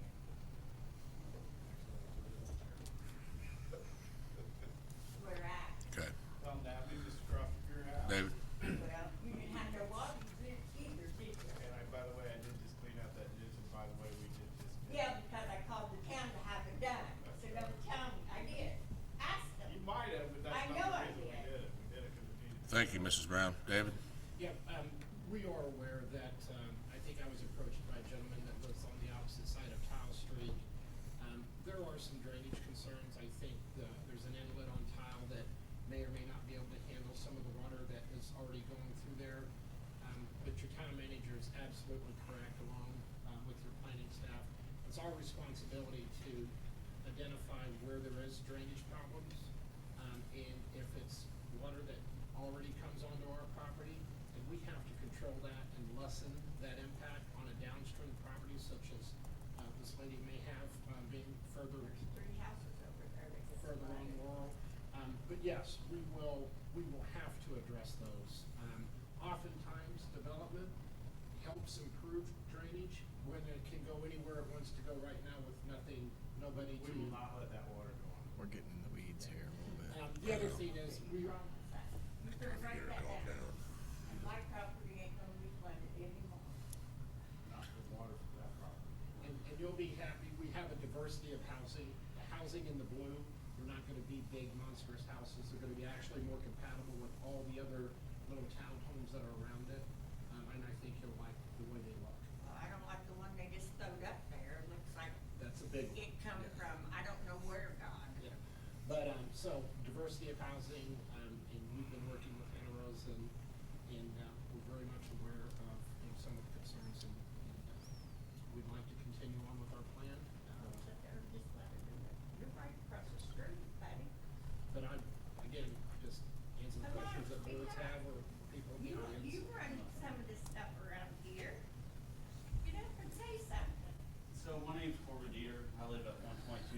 Main Street, and I also own property, across from this at, 509 and 507 South Main Street.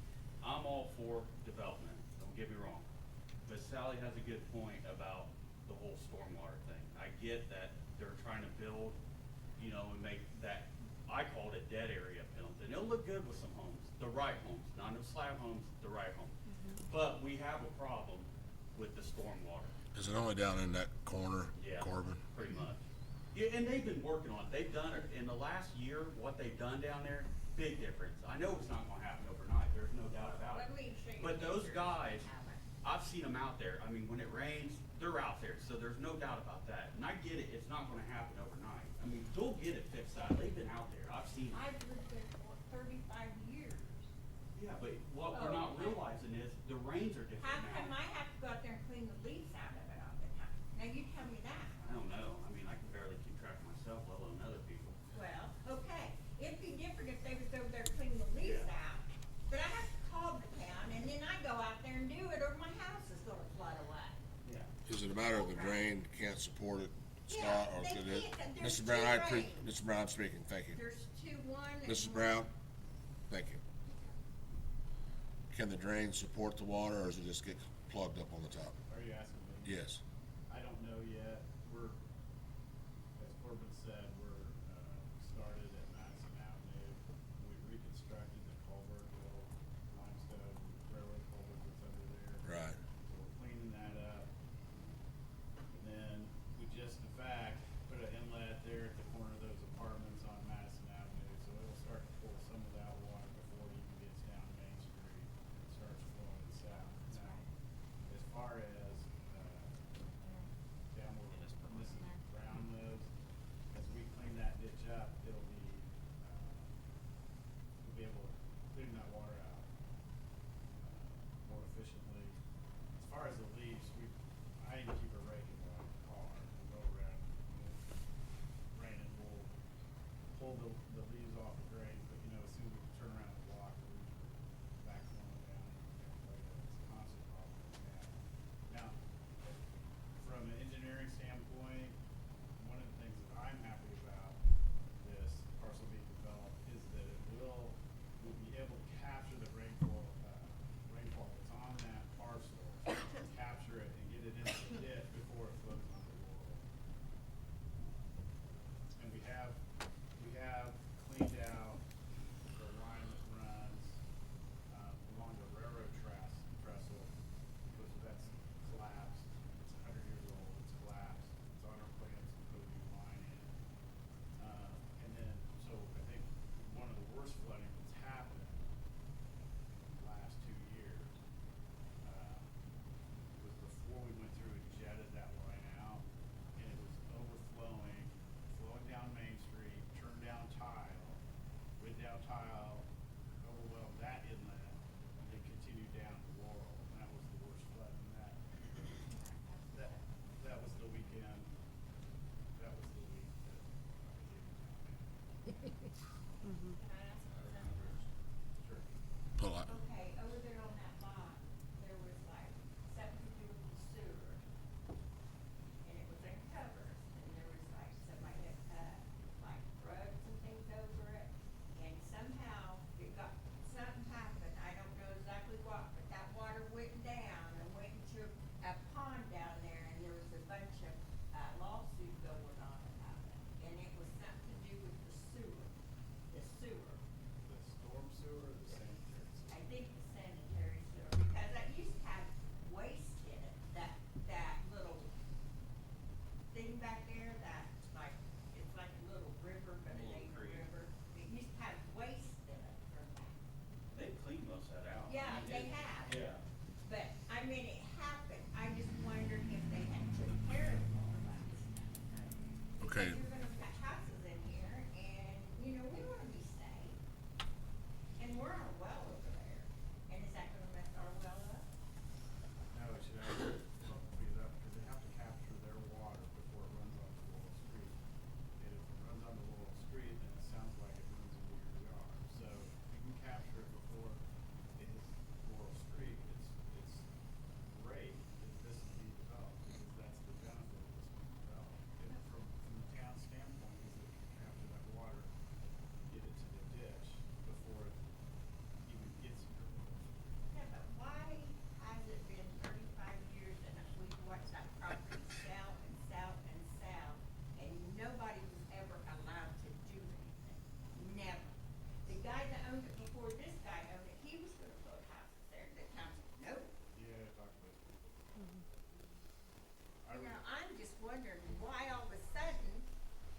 I wasn't involved with that. I don't think anybody here And was. I don't know, cause I don't know we've been either. there 35 years and just watched it change hands and nobody could ever do anything.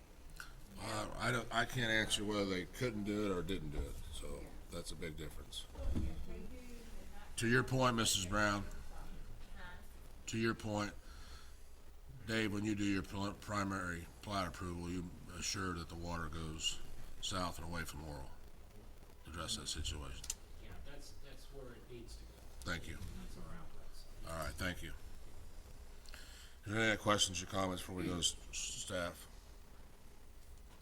Hannah? All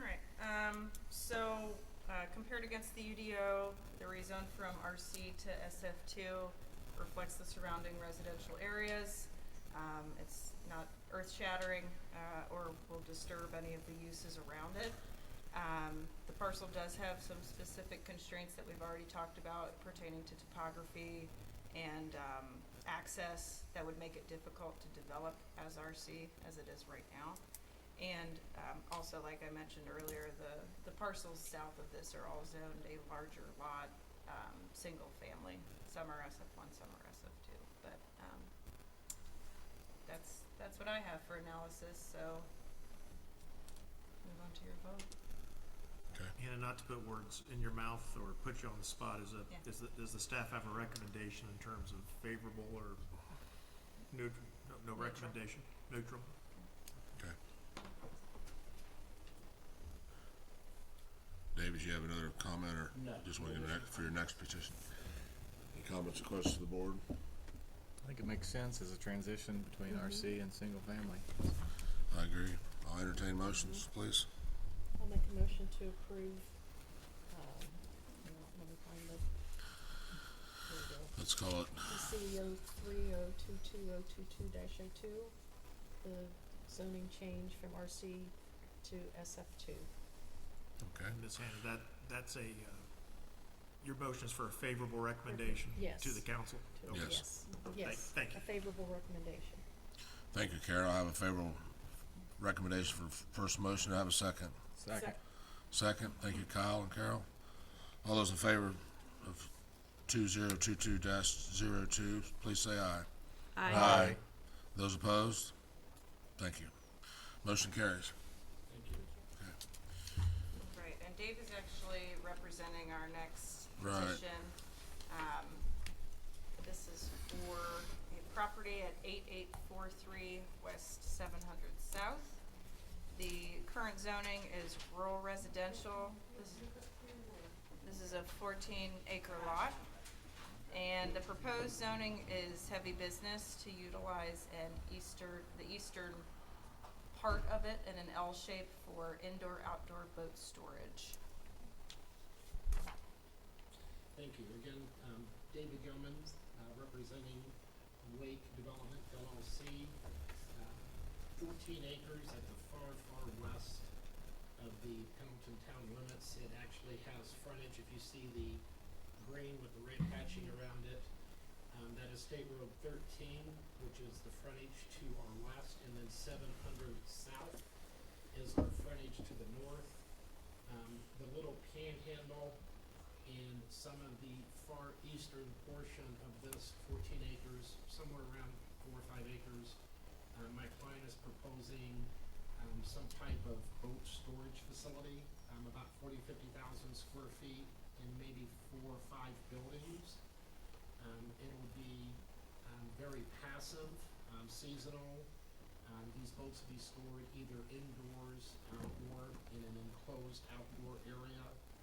There would be no full-time staff there. When somebody wants to store their boat, they call the facility, they take the boat there, they store it. When they want to get it out for the season, they call the facility, they deliver the boat, and back to the owners. So it's a really very quiet proposed use, not a lot of traffic, again seasonal. It'll all be very secured on all the perimeters, and it'll be a very quiet use for that eastern portion of the property. So then we have the remaining balance of the land that has the prime frontage on State Road 13 and the corner of 700. We have no proposed use at this time, but we are doing the due diligence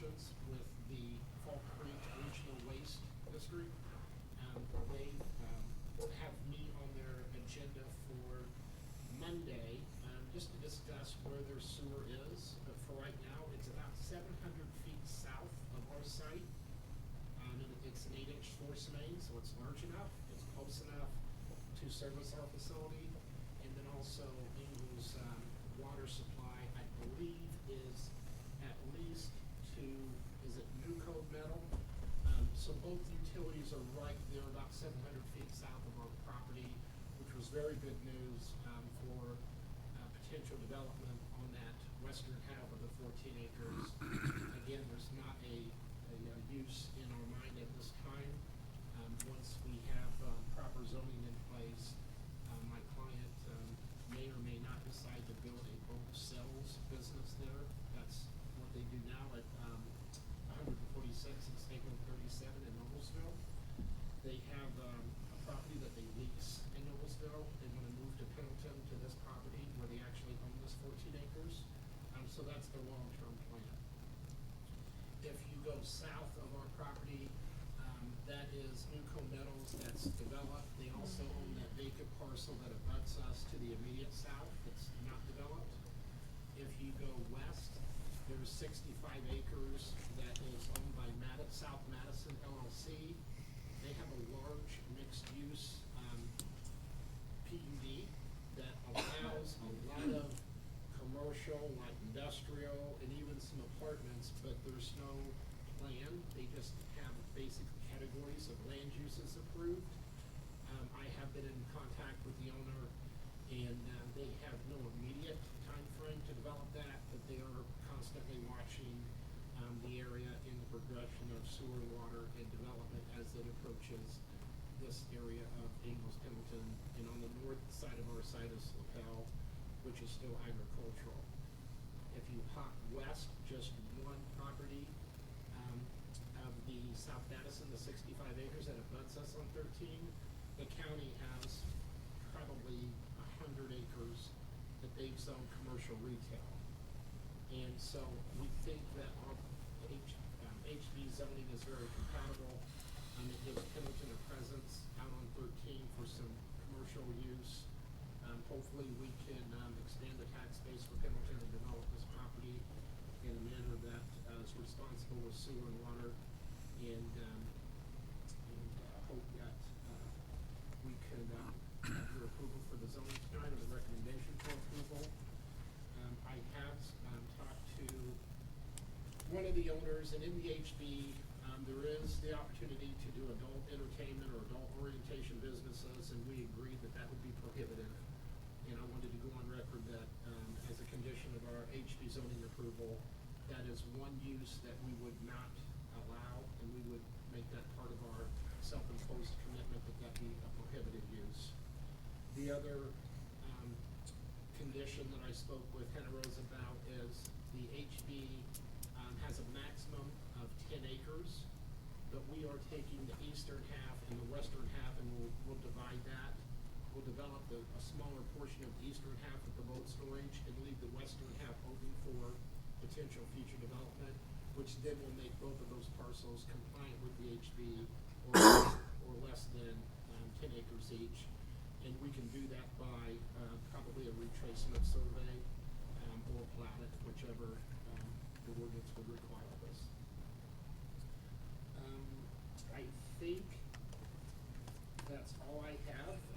I'm open for questions from the board members or the members from the audience.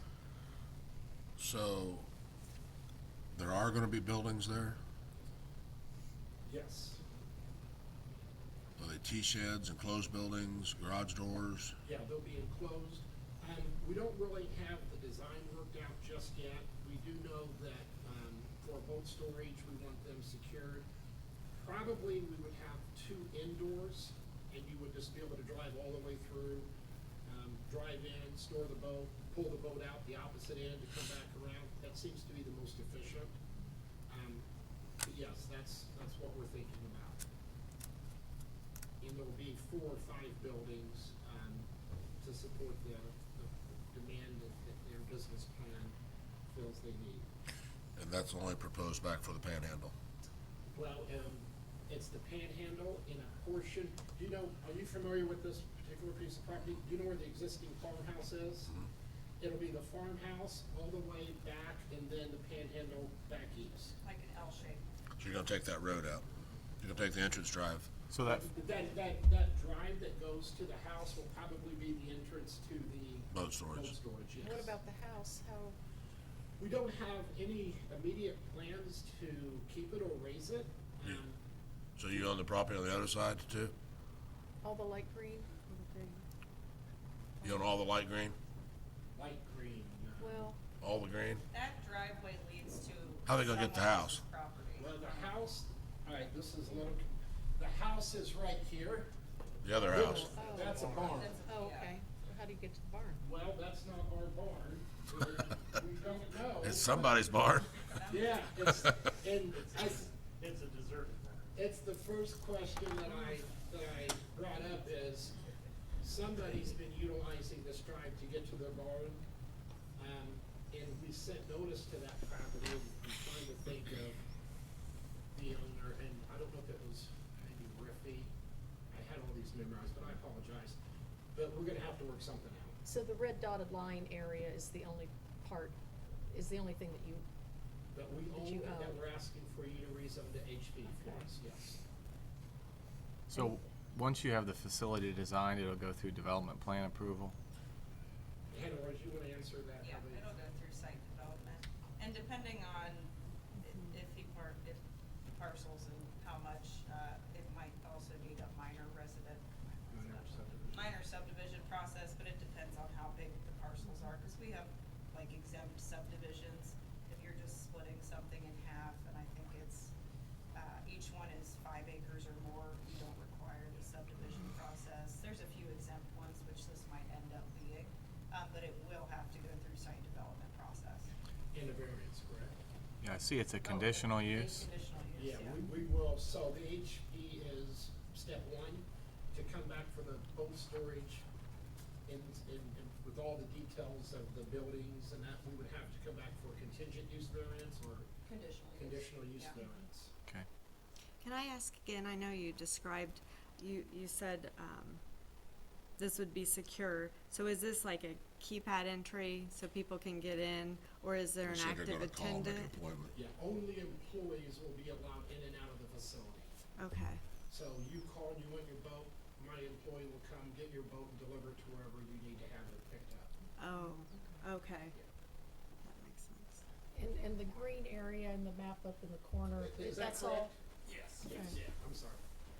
Okay, that's the only town property, right? Everything else that's not. Anything that's not colored is not ours. Okay. Yeah, north is Lapel, Yeah. west is Ingalls, south is Ingalls, and We have it's, a little bit of Madison County unincorporated Yeah, to the west.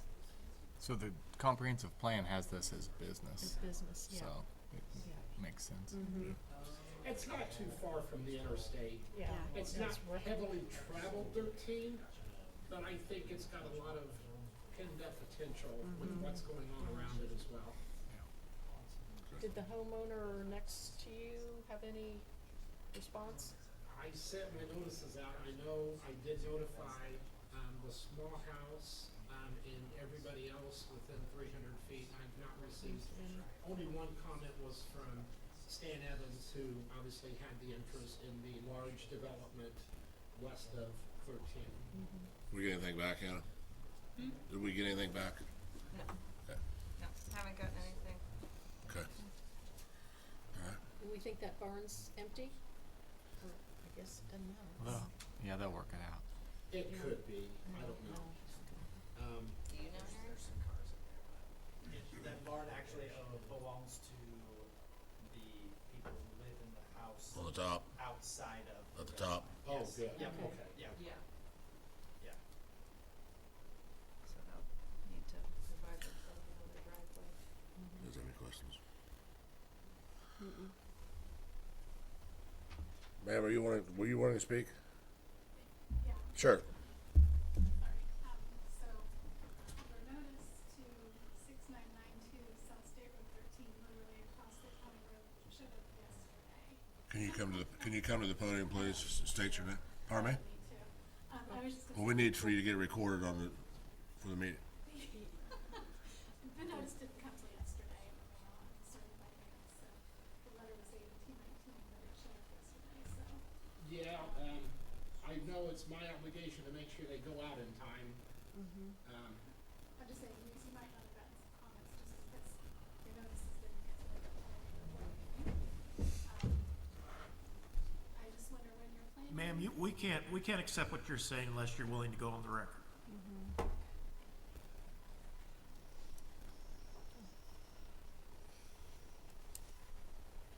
Any other questions or comments, please?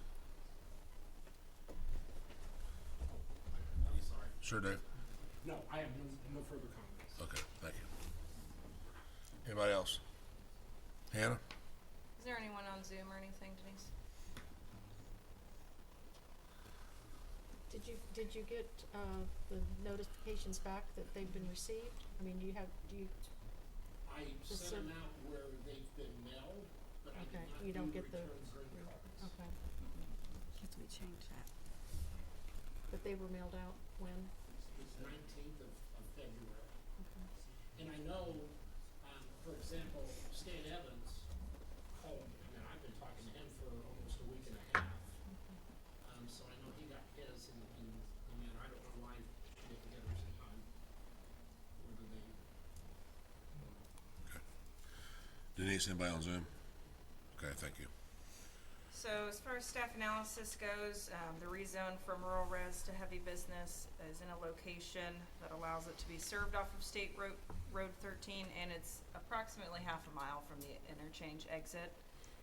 And there are some heavier businesses nearby that David mentioned. The boat storage wouldn't create significant traffic strain or infrastructure issues.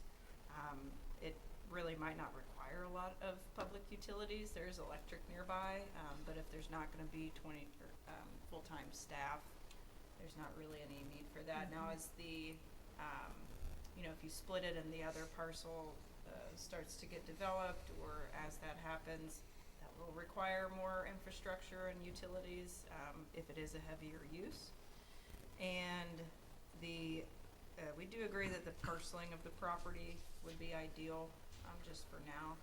That it just makes it easier to work with, and that's all we've got. Okay, thank you. All right. I'll hear motions from the board at this time. I move to approve. I have a motion to approve, and I have a second. I'll second. Make a favorable. Or I make a motion to provide a favorable recommendation to the town Any council. conditions you'd like to add to that, Mr. Iker? One of the commitments that's been made, we could adopt that commitment here today as part of the We'll do it motion. now That for the there be primary. no sexually oriented businesses, which is called out as a Adult business. commercial use. Okay, yeah, we'll provide the restriction that no adult-oriented business will be on the property. And that would be listed as a commitment rather than a condition. Okay. And then what about the parceling? Do they have to agree to, is that a condition on the zoning? You can make that a condition of the zoning. and we would agree to that as well, that we would agree to parcel less than 10 acres to be compliant with the HB. Well, we can do that at the BZA. Right, they have to get a variance.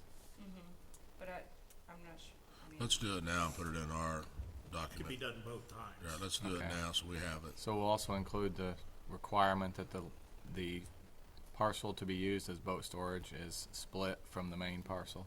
Correct. And then, but both parcels being rezoned. Yes, the Okay. entire property. yeah. Okay. Did you catch all that, Denise? Clear as. All right, so the 14 acres to be utilized as boat storage will be split into a separate parcel, and then both parcels will be HB. And both parcels will be under the commitment not to have an adult business on either parcel A or parcel B. Yes. Okay. Okay, hearing those additions, we still have a motion and a second, correct? I still second.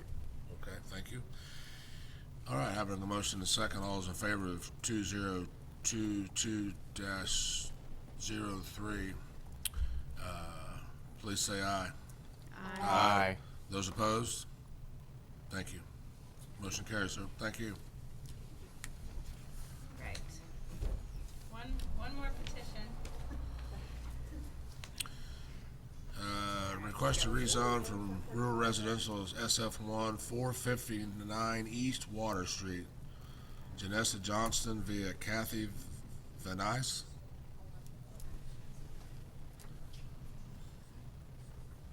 Sorry I had to wait so long, sir. I know, you've got the You've been easiest patient. one.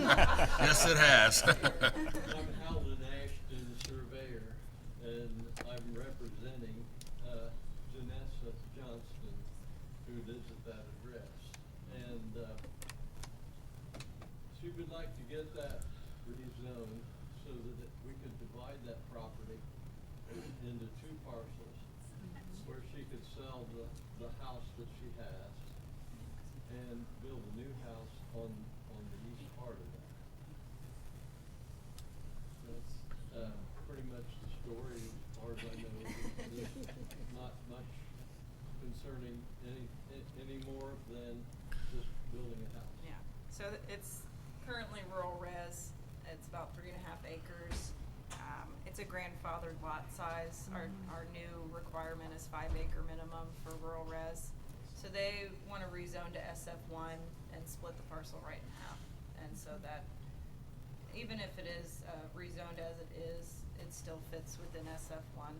If you split it in half, it still fits in SF1. And the only thing that I was kind of not concerned with, but would be some right-of-way dedication there, maybe 20 feet or so. That would probably be in the next phase of this project. But we have 30 feet there on Water Street, and if you go down to the west to Main Street? Whatever the next, East Street, thank you. It's a 50-foot right-of-way. So just trying to even those things out as they come is kind of the best way to do it. I'd be cautious of the railroad easement through there, would you? Isn't the railroad right there? This is the east side of the property. How far do they come in? And the property runs right to the right. Right to the right of way? Yeah, it Okay. doesn't, there's no easement I'm aware of. Yeah, CSX's fee. Yeah, on the property. So just to help me get oriented, is that the stone house? Yes, on the north Thank side. you. The So old this- Hollowell? Hollowell, I think. Hollowell House, Yeah. yeah. It wouldn't cause any major strains on infrastructure. It fits the character of the area. It's not disturbing, normal daily anything. So it's very, very simple rezone so that it's within compliance, because they can't split the parcel and have it be within compliance of rural res as it stands. And you're asking for a 25-foot half right-of-way dedication? I believe it would just be 20 feet. I'd have to look into how much, because we have 30 feet currently. Total. Yes, and if you go down to East Street, it's 50 feet. So I'd have to check it against the thoroughfare plan to see exactly what we would like to see there. It might be 20, might be 25. But that wouldn't mess with any sort of access or setbacks. There's plenty of room there to build a home. Okay. But as this, area, we would just like to see the right-of-way get evened out for future uses or development or anything like that. And the new parcel butts up against the viaduct? Yes. Okay. The railroad. The railroad bed and the viaduct? Yeah. I guess my comment is, a future driveway, not having it too close so there's a blind spot, since the direction is heading that way. If you look across the road, you can see the start of another driveway. However, that's, the opposite side, so there's not necessarily a blind spot. So really having, something more centered to the property line so there's plenty of space to get out from under the viaduct. I think she wants the boundary to be about 20 feet east of that driveway on her property. Okay. You're saying a new future driveway needs to be sufficiently far from the railroad? Yes. To provide sight distance? Yes, because of the side of the road that they're coming out. Yeah, The other, there isn't quite a blind spot because of the direction of the road. Yeah, the viaduct blocks westbound traffic. Yes. Yeah. Yep. So as long as the driveway is as close as possible to the center Yes. line there would be preferable. Yes. Is that okay? You could put a non-access easement on the plat or something like that. Yeah, When we get to that point, stage, so. we can make sure that it's compliant with I just don't, line of sight. I just don't want a future safety Yeah. issue. Yeah. No, I understand. Okay. Any other questions, anybody? Question on the board? Okay, I'll hear motions for 22022-04, request our rural residential at SF1, 459 East Water Street. I'll make a favorable recommendation to the board to rezone from RR to SF1, PC 03022022-04. Thank you, Carol. I have a motion. Do I have a second? Do we want to include the The staff's? driveway? Well, the right-of-way, petitioner to coordinate with town on right-of-way dedication. Yes, yes, so we want to coordinate with the town on the appropriate right-of-way. Is that all right? So they're looking to put a condition on it that we would coordinate a right-of-way dedication? According to what your thoroughfare. Yes, plan Yes. says. according to what the Yeah. thoroughfare plan states. Yeah. Okay. Did I say enough? Yep, thank you. All right. Second. Thank you, Kyle. Did you get that, Denise? All right, thank you. I have a motion and a second. All those in favor of 22022-04, please say aye. Aye. Aye. Those opposed? Thank you. Thank you, folks. Thank you. Thank you. Thank you. Okay. Resolution updates the rules on notification types to add certificate of mailing. Alright, so this is something we just recently did in BZA, where we allowed a secondary type of, notification. So instead of only requiring that a applicant does certified mail, which can get really expensive, especially if you're in a dense downtown area, 150 feet can be a lot of parcels.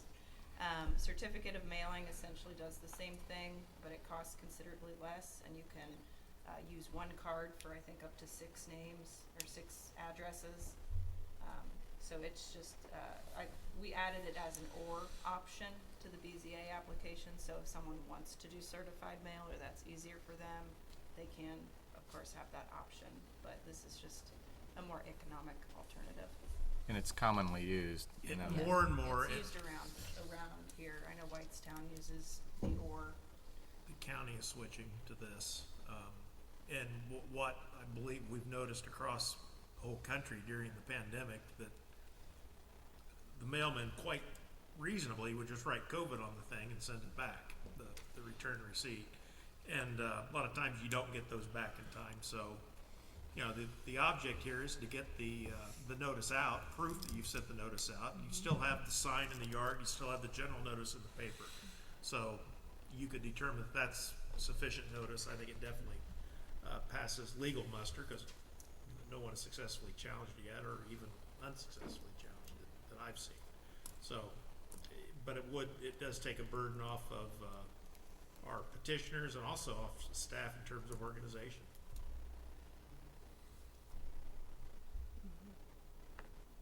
We need to So- vote. so We do need you to have a- vote on do you have a that. So you or- could make a motion to amend your rules to permit in the alternative, certificate of mailing, for, sending direct notice to interested parties.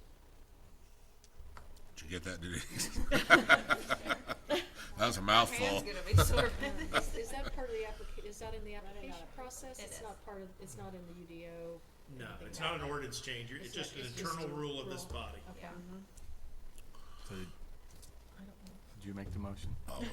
I'll make the motion to make the resolution change to allow certificate of mailings and or certified mail to notices sent out for Affected property. affected properties. Can I have a second? Second. All those in favor, please say aye. Aye. Aye. Wonderful. Let her cut you up a minute. On to the scrivener. So we do have two zoning map errors. There are two parcels here. Can you zoom down just a tad, please? So one is where the Parks Department is. It's still listed as small lot agriculture. It is not small lot agriculture. It's recreation and open space.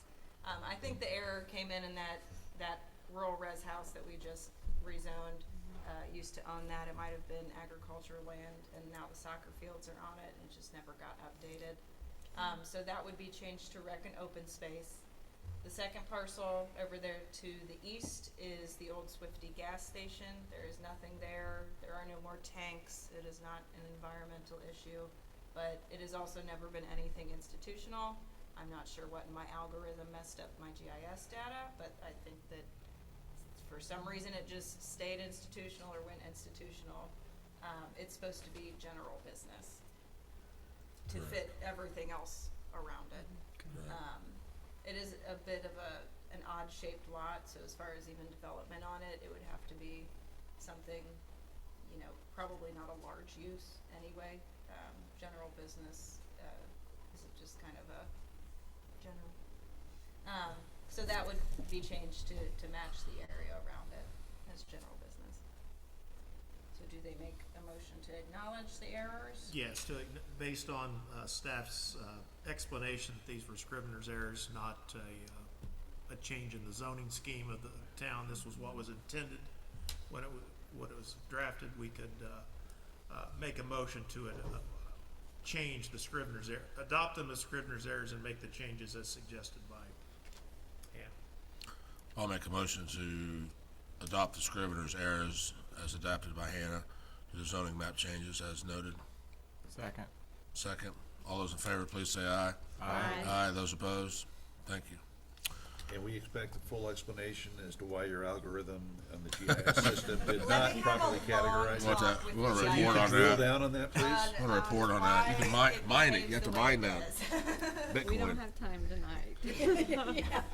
So Park next- impact fees. Yep, Aaron with park impact. Last but not least. Oh no, it's second to last. It's gonna be last. I think I missed Does anybody need a break? You everybody all right? I think I missed it. Huh? We need a break. No. 8 o'clock. 8 o'clock. Go. Go. You did mess that up. Aaron, who did you tick off to be that deep on the Yeah, agenda? Joe. Who made out the agenda? He's here for the show. I've had full entertainment this week. Yeah. Should we start providing popcorn for these events? Yeah, that'd be nice. I would say yes, because I like popcorn. It ain't the roughest meeting, but it's in the top 6, maybe. Yeah, it's not been there long. More to come. 2 hours. Jill did River it. District was probably the worst. Yeah. I knew I got it right. I was just testing. Oh, were you? I didn't see him do Thank that. Jill again. See Scott duke it out with her. Preston Hanning better. You're gonna have to up your game. What? You're gonna have to up your break game. time? Is that what we're doing? Is it a Start- break? start Yeah, acting she has to go. She was Oh, That's a stretch. Did we? Okay. Okay. Sure. I'll contact him and we'll. Barely. I need coffee. I don't want to have coffee that I can't sleep. well, I've been here for an hour, right? Oh my gosh. For you it is. I'm on a salary, so. That's the. So you go Cheryl better asleep? like you. No, sir. I heard a peep out of it. That's I've heard every word. You're in your pajamas, that's the problem. big deal. So No, I'm not. I'm surprised it'd be Prove it. He'll say, Mom, Prove it. Let's see. How to find a camera.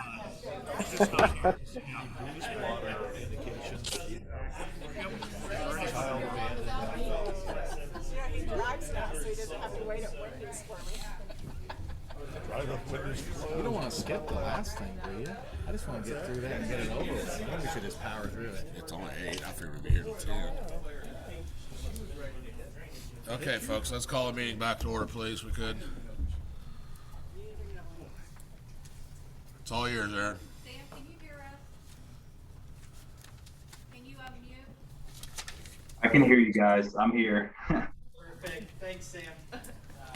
So tonight, we would like to ask for a favorable recommendation on the park zoning improvement plan for impact fees.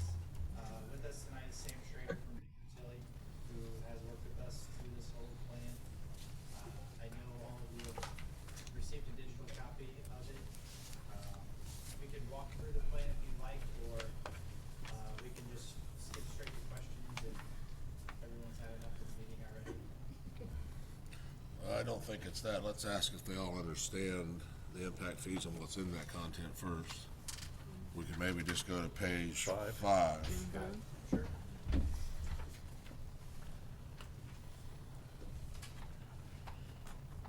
And we'll entertain any questions or comments from page 5. How about that? That's really the meat of the whole thing. So basically, every new platted, single-family home, or every new permit will drive a 100% contribution of $38.54. Every multifamily is a 74% contribution of $28.52. Correct. Correct. Anything within the town boundaries, based upon the earlier discussion, I think Carol Yes. asked. Yes, only where the town has planning and zoning jurisdiction. So, No ability to extend that into the townships. correct. Is it at the building permit stage or the plating stage? It would be at the permitting stage. Okay, is there an inflation number 1.5% per month or? per year. Oh, okay. Nice try. Can you say that again, 1.5%? Correct. Based upon the current environment, is there a limitation on that legally, or should it be tied to another indicator? So that if we get into high single or double-digit inflation, that we don't? Well, I think we can always go back and do another study. It's a 5-year cycle, right? Yeah. On- Yeah, these are updated. It can be less, No, but that's the we're about max. 1.5 per month right now. That's kind of why. You make a very good point. But that's the max, Jeff? Yeah, it sunsets after 5 years. That's the Okay. max. Yep. 38's on the strong side too. Yes. Yeah. Hey, Aaron, I can't hear you speaking, only the commission members. So if there's any input you need from me, don't hesitate. But you guys are exactly right with the 5-year sunset, and then typically, we'll just look to kind of reevaluate where the town is, what kind of changes there have been to the park system, population, housing development, things like that, and we'd implement an update at that point. Sam, could you speak to, do you know off the top of your head the inflation change that we put in here year to year? Was it 1.5%? I don't think, Aaron, that we had ultimately decided on any escalation. That's certainly something we can look back at. In terms of inflation, what we do consider is the price of all park amenities. So ultimately, we're looking here at page 5. That top number, that $8.3 million, that's taking into consideration inflation over the past. The horizon actually looks at 10 years, even though there's only a 5-year life. So over that span, I believe we included 5% inflation for the price of each park amenity, which ultimately gets us to that $8.3 million. So it is included in the calculation, just kind of in a different way. But there are also, to your point, some communities do decide to include some kind of escalation factor or clause. And that's something we can continue to explore if that's the intent of the town. Well, the only reason I'm bringing it up is in our business, we are seeing across the board manufacturer increases of 10% coming off basically the launch of the year here in January. I would say well over 80% of our suppliers have increased their prices by 10%. And my biggest concern is that over a 5-year horizon, we see a significant erosion in the buying power that we're gonna have here, and not be able to fund the appropriate park amenities. So if there is a way for you to include a stronger cost of living adjustment or another indices that protects you more than just having a 1.5% protection, I would recommend that. Yeah, and that's definitely a reasonable thought process. And Lord knows, with everything going on right now, economically, where we'll be in 6 months, let alone 2 years, right? So that's a great point, and we can certainly look into that. I don't know off the top of my head how many of the surrounding communities do implement that escalation factor, but if that's good information, we can provide that as well, just so you can know kind of what your neighbors are doing in terms of that. And again, I know it was brought up earlier, we can go through this whole process again, whenever. I know it expires in 5 years, but if there is some kind of drastic change and we don't include the escalation factor, then, in a couple of years, if we're seeing that that's necessary, that's certainly something we can revisit too. So there's some flexibility. Sam, this is Jeff Graham, the town attorney. Can you hear me? Hey, Jeff, I can hear you. Tonight, and just for my reference, are we making a recommendation on the ordinance, the impact fee ordinance? Yes, that's my understanding. So you'd make a recommendation to move it along to the town council. At that point, I'm not entirely sure how many hearings council typically employs, but nothing's finalized until obviously the full adoption occurs at the council level. We can certainly go ahead with the public hearing. If I was supposed to draft that ordinance, I have not done it. And so you don't have it in front of you to review tonight. We can talk about it, but the impact fee ordinances are not read off the back of your hand. They're pretty involved, and I've done one. But so I didn't want to step on any toes at the park. I'll work with Bill if he wants to do it, or I can do it. It doesn't matter. Okay. But we don't have that in front of us tonight. So my recommendation is we would go ahead and conduct the public hearing, and then we probably need to table this until April, at which time I will have it done, and then it could be in front of the council if you approve it for their April meeting. All right. What would the earliest time period that it would take effect? When's the earliest, if everything goes as planned, if we would approve and 6 months from From- the date of adoption by the council. So April would be October? Is that what- Yes. I have one, Yes. two questions. Just, have you guys familiarized yourself with the parameters on how the use of the money? Because these are very restricted. There's Correct.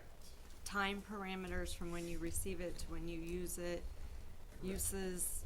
Yes. So basically the 1,300, I think it's almost up to 1,300 to 1,400 section of the Indiana code. It's pretty detailed. Yes. Okay, and then my second question is, have all notices fully gone out, and are we good there with the notices? For the public hearing? Just for implementation, because you could have builders associations that might have comment. What, do you have outreach or anything? I mean, we public noticed it at this meeting. Okay. But as far as like making people aware of it on like social medias or things like that, no. No, I was thinking more just your trade associations, because Right, we it have not- affects We it. have not reached out to any of them directly. Did we do that with impact fees? Did we reach out to developers? Yes, they were, builders? they were, yes, they were on the committee, which was the same committee. Right, yes. Right. Okay, so there is Okay. something. We're also very upfront with any builders like we meet with early. Oh, yeah. We tell them, Jen, that we have city impact fees, park fees maybe probably coming. They're very aware of what it's gonna cost them up front. That brings up another point that we did receive written comment today, which we invited written comment from Baggy. Greg Branda. It's in your Google file from the Builders Association of Greater Indianapolis. Baggy. Baggy. And one of the things that they bring up in this is that they don't believe that we have complied with the spirit, at least, of the statute which regarding the advisory committee. There's a misconception in that letter that the advisory committee is you guys. It's not. It was exactly the same advisory committee that was used for the road impact fees, and the qualifications of those people were exactly in line with state statute. So that particular letter, especially as it relates to that particular comment about our process, is incorrect. So were the assumptions that, like, for the number of new housing units, is that consistent with the towns? Yes. I mean, do we have We got all that consistency information between? from the planning department. Okay, so we're looking at the same type of growth. Yes. Yeah, and I'm sorry if I'm interrupting again. It's a little bit difficult to hear, but in concern with the notice from Baggy, they're just doing their job and being thorough too. We have a pretty solid relationship with them as far as impact fee goes, but that's something that they typically monitor pretty closely. One part of I think what really caused some of the disconnect here in this case, we worked on impact fees for communities in the greater Indy metro area that have had or appointed actual members of Baggy or employees of Baggy to the impact fee committee just because they lived in that community, right? So in those cases, Baggy was familiar and aware of maybe where that proposed impact fee was gonna roll out before it even became public. Whereas, our committee certainly meets that 40% threshold for development, building, and real estate industries. However, we just didn't have anybody directly working with Baggy. So, we can continue, between now and I guess when we come back to the Plan Commission next month, and then ultimately when this goes to the Town Council, we can meet with Baggy and make sure that they are aware that our committee, the committee that was put in place, did meet those standards. Because that is important. And one of Baggy's complaints is that they haven't seen the ordinance is certainly well placed. There is that's a good point. Yes. There's a that's what the note said. So It's not their file. Yeah, so I think ironing those things out will be helpful. And, it's an important point that they make, and that 40% does give us some incredible guidance when we are, strategizing and thinking about what's an important fee amount for a community. I know Julie was on the impact fee committee, and in her experience in real estate, one thing that she was particular in articulating to us was how important parks were to Pendleton, and so we want to continue to set that standard for the town. So with that said, Jeff, do we need to do anything tonight? We need Open to- a public hearing? we can continue the public hearing until our April meeting. That would be my recommendation. Okay. At which point there'll be plenty of notice, including to Baggy. Here's the proposed ordinance. Here's who the advisory committee was. That may alleviate their questions altogether. The public meeting will still be open in April for public comment? Okay, so I don't- Yes, yeah. Yeah, we'd like your input. You need to. Sure, I'll do my usual input. No, sit down. We want to go home. Yes, sir. I'll stab you. Okay. Why did we reduce the target ratio on acreage per thousand as far as we did? for the, Where are we- you, Brad? I'm on page 8. It looks like the current ratio is 35.76 acres per thousand, and we're dropping it to 25 acres per thousand. Baker Tilly question. Yeah, Sam, you could probably speak to this a little bit better as far as the current ratio of parkland that we have and then the target ratio, why those two numbers are different. I know my easy answer, but I'll let you speak to that. Yeah, and it's that's a great question, and we're not trying to certainly drop that target ratio. What we just want to make sure we employ is, or continue to think about is, once that population increases, what that's going to look like. So if you do flip to, and ultimately what it does is it identifies a couple areas where you want to use impact fee monies on. So ultimately, the amenities included in this list in the zone improvement plan are the only amenities that impact fee dollars can be spent on. And you can only spend when there is some kind of deficit in place upon that 10-year horizon. So again, that's kind of just a strategy that the impact fee committee employed with the plan in mind that there might be some potential down the road to purchase some acreage and use some impact fee monies to do that. Land is obviously a finite resource, so we wanted to make sure we were flexible and able to allow the parks to use impact fee dollars to purchase land when that's available, and then ultimately that'll obviously feed into some of the other park infrastructure. But ultimately that was kind of what drove that decision for the impact fee committee. Well, and I guess the reason I brought that up is we reduced the ratio by almost 50%, from 35 to 25, or 37 to 25.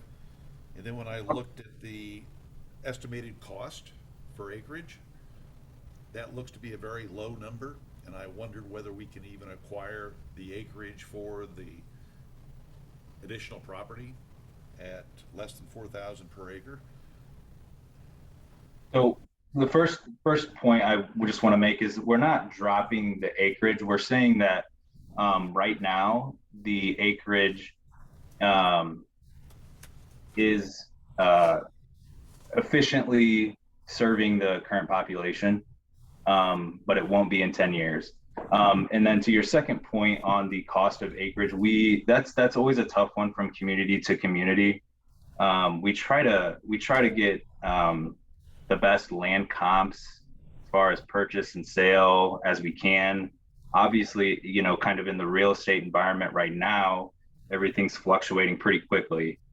So what we did, and Aaron helped us out with this, we got with the town and we're able to get our hands on the most recent appraisals for purchase of sale. And I think the purchases were made specifically by the redevelopment commission, but ultimately, we were just kind of utilizing the best information that we could get.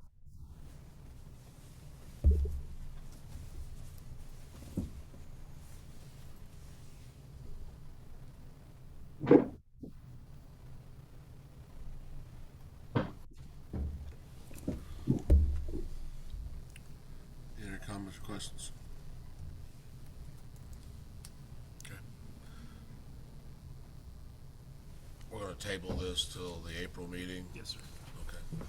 I'll make a motion to table the park zone impact fees, till we wait to get the ordinance drafted, And continue the public. and continue the public hearing at this time. My only request would be that you guys look at the cost of living adjustment or some appropriate indices to protect the town of Pendleton with regards to The 1.5%. price escalation. Since we've got a 5-year horizon and the overall process to revise takes a considerable amount of time and yet additional cost. Exactly. Okay. We have have a second on the table? I'll second that. Thank you. All those in favor of tabling the park zone impact fees and continuing the public hearing till April, please say aye. Aye. Those opposed? Thank you. Thank you, Aaron. You're getting there, we just need the document. All right, last thing we have is UDO amendments, and there's only 11. I know that sounds like a lot, but we had like 25 last time we did this. Oh, yeah. Quick. I looked at this today. They're pretty quick. It's not mine. I think it's an extra.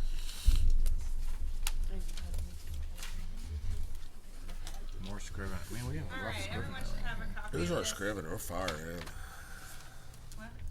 Probably the algorithm writer. Yeah, let's, Kyle said we have a rough scrivener because we have the scriveners on there making a bunch of errors. hey, you know, some of this was before my time, okay? I inherited this. Just go. It has just become my baby, so. All right, so amendment number 1 is some table number errors that Kyle caught. It pertains to the landscape buffer requirements. There's a repetition in table numbers, so I just need to hash those out. Do I need to have them vote for every single one, or just? No, not necessarily. If the scrivener's error can be, I would go overall, and they could make a motion to adopt whichever ones they want to. Okay, so we can do that. Yes. Okay. So I imagine everyone is okay with updating table numbers. Cool. And number 2, we have some buffer yard comments from Kyle. It kind of just solidifies some of those, or solidifies the solution to some of the issues I had brought up last time about specifying what buffer goes where. So there's just some language in there. Any issues or questions with that? Kyle, if you want to clarify anything. Yeah, I mean, we had those tables that we already adopted, but this kind of just writes it out, like which one do I pick and where Yeah. does it go? And so it's Reference just table cleaning 3.5, it up, whatever it is. basically. Yeah. Okay, so no issues with that. Something I found pertaining to pre-plat conferencing, on page 175, it lists concept plan, as a completely separate process, where you would have a public file, there'd be an application for it. We have neither of those things. Part of the pre-plat conference is to come in and speak with us, and you typically have a rough site plan, or like this, a zoning plan. So I would like to move that concept language, just into the pre-plat section and take out anything that we don't have, like an application or a file number, and basically just condense that. There's some copy and paste language in there, I think, that KK might have used from a different section or something. Any issues with that? Okay. Marissa, are you, I mean, you're gonna be the one approving this, so if you've got any comments too. You guys do your work. Okay, next one is adding the definition of double frontage. I think this is just kind of something we should have in there because we use the word double frontage a lot, but we don't have a definition for it. So just probably a COA there. Letter of credit, we talked about this last time, removing that as a surety type from the entire document. We don't want letters of credit. We would rather have cash or bonds, something like that. So I will make sure I go through and remove all of those. I think it's in about 4 or 5 sections of the UDO. All right, any questions on that? Next we have, our UDO states that a path width has a minimum of 8 feet. Our street standards that we just adopted are 10-foot paths. So I think we should probably go with the 10-foot path as the universal, what we use. So I would just update the UDO to reflect 10 feet instead of 8 for all paths. Sounds good. Fine. Okay. Next, we have adding text on electric provider agreement.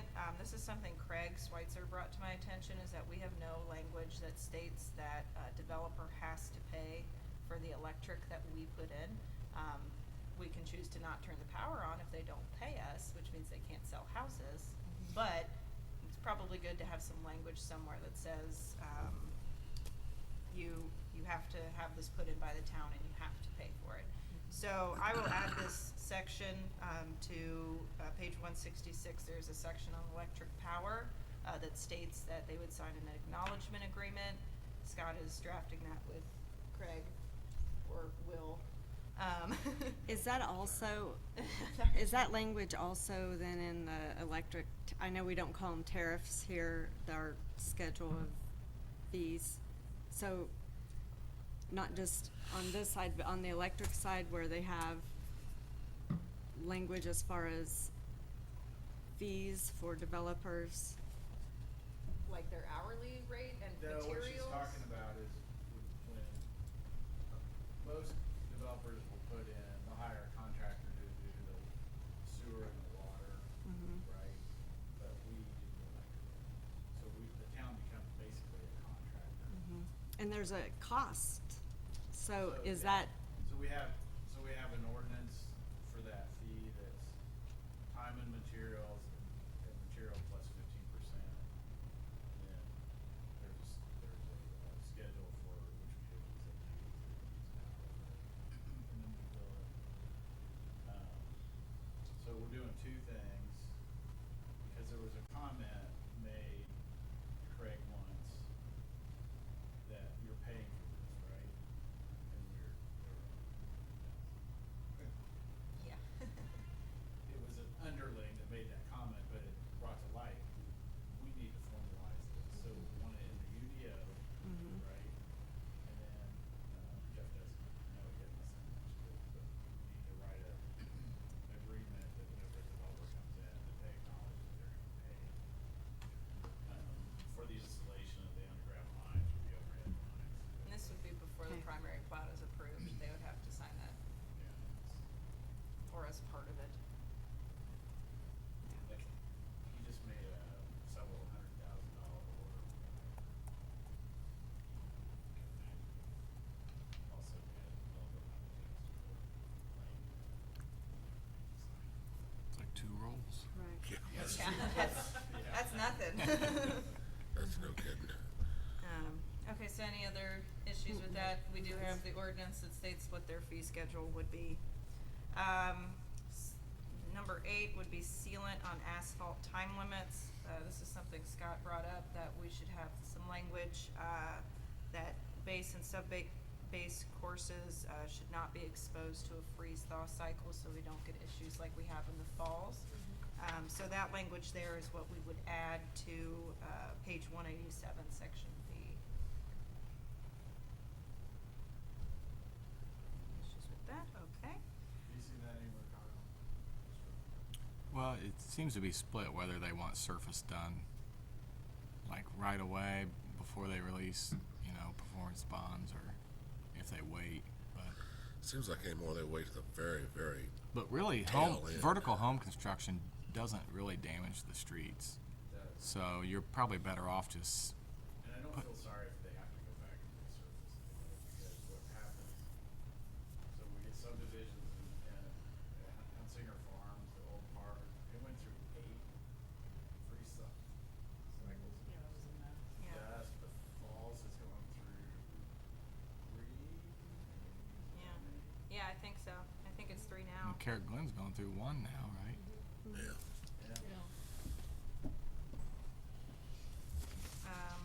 Okay, any issues with that? All right.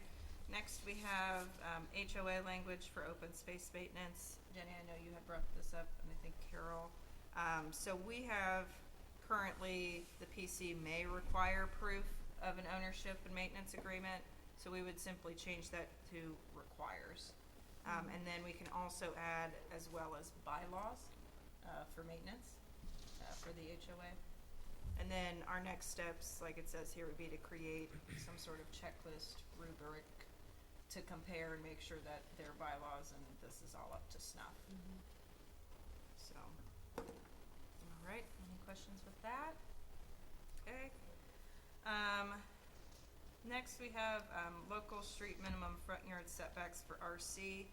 At our last round of amendments, we had changed SF4, which is the traditional type of zoning, to allow a 10-foot front yard setback if they had a side or rear load garage.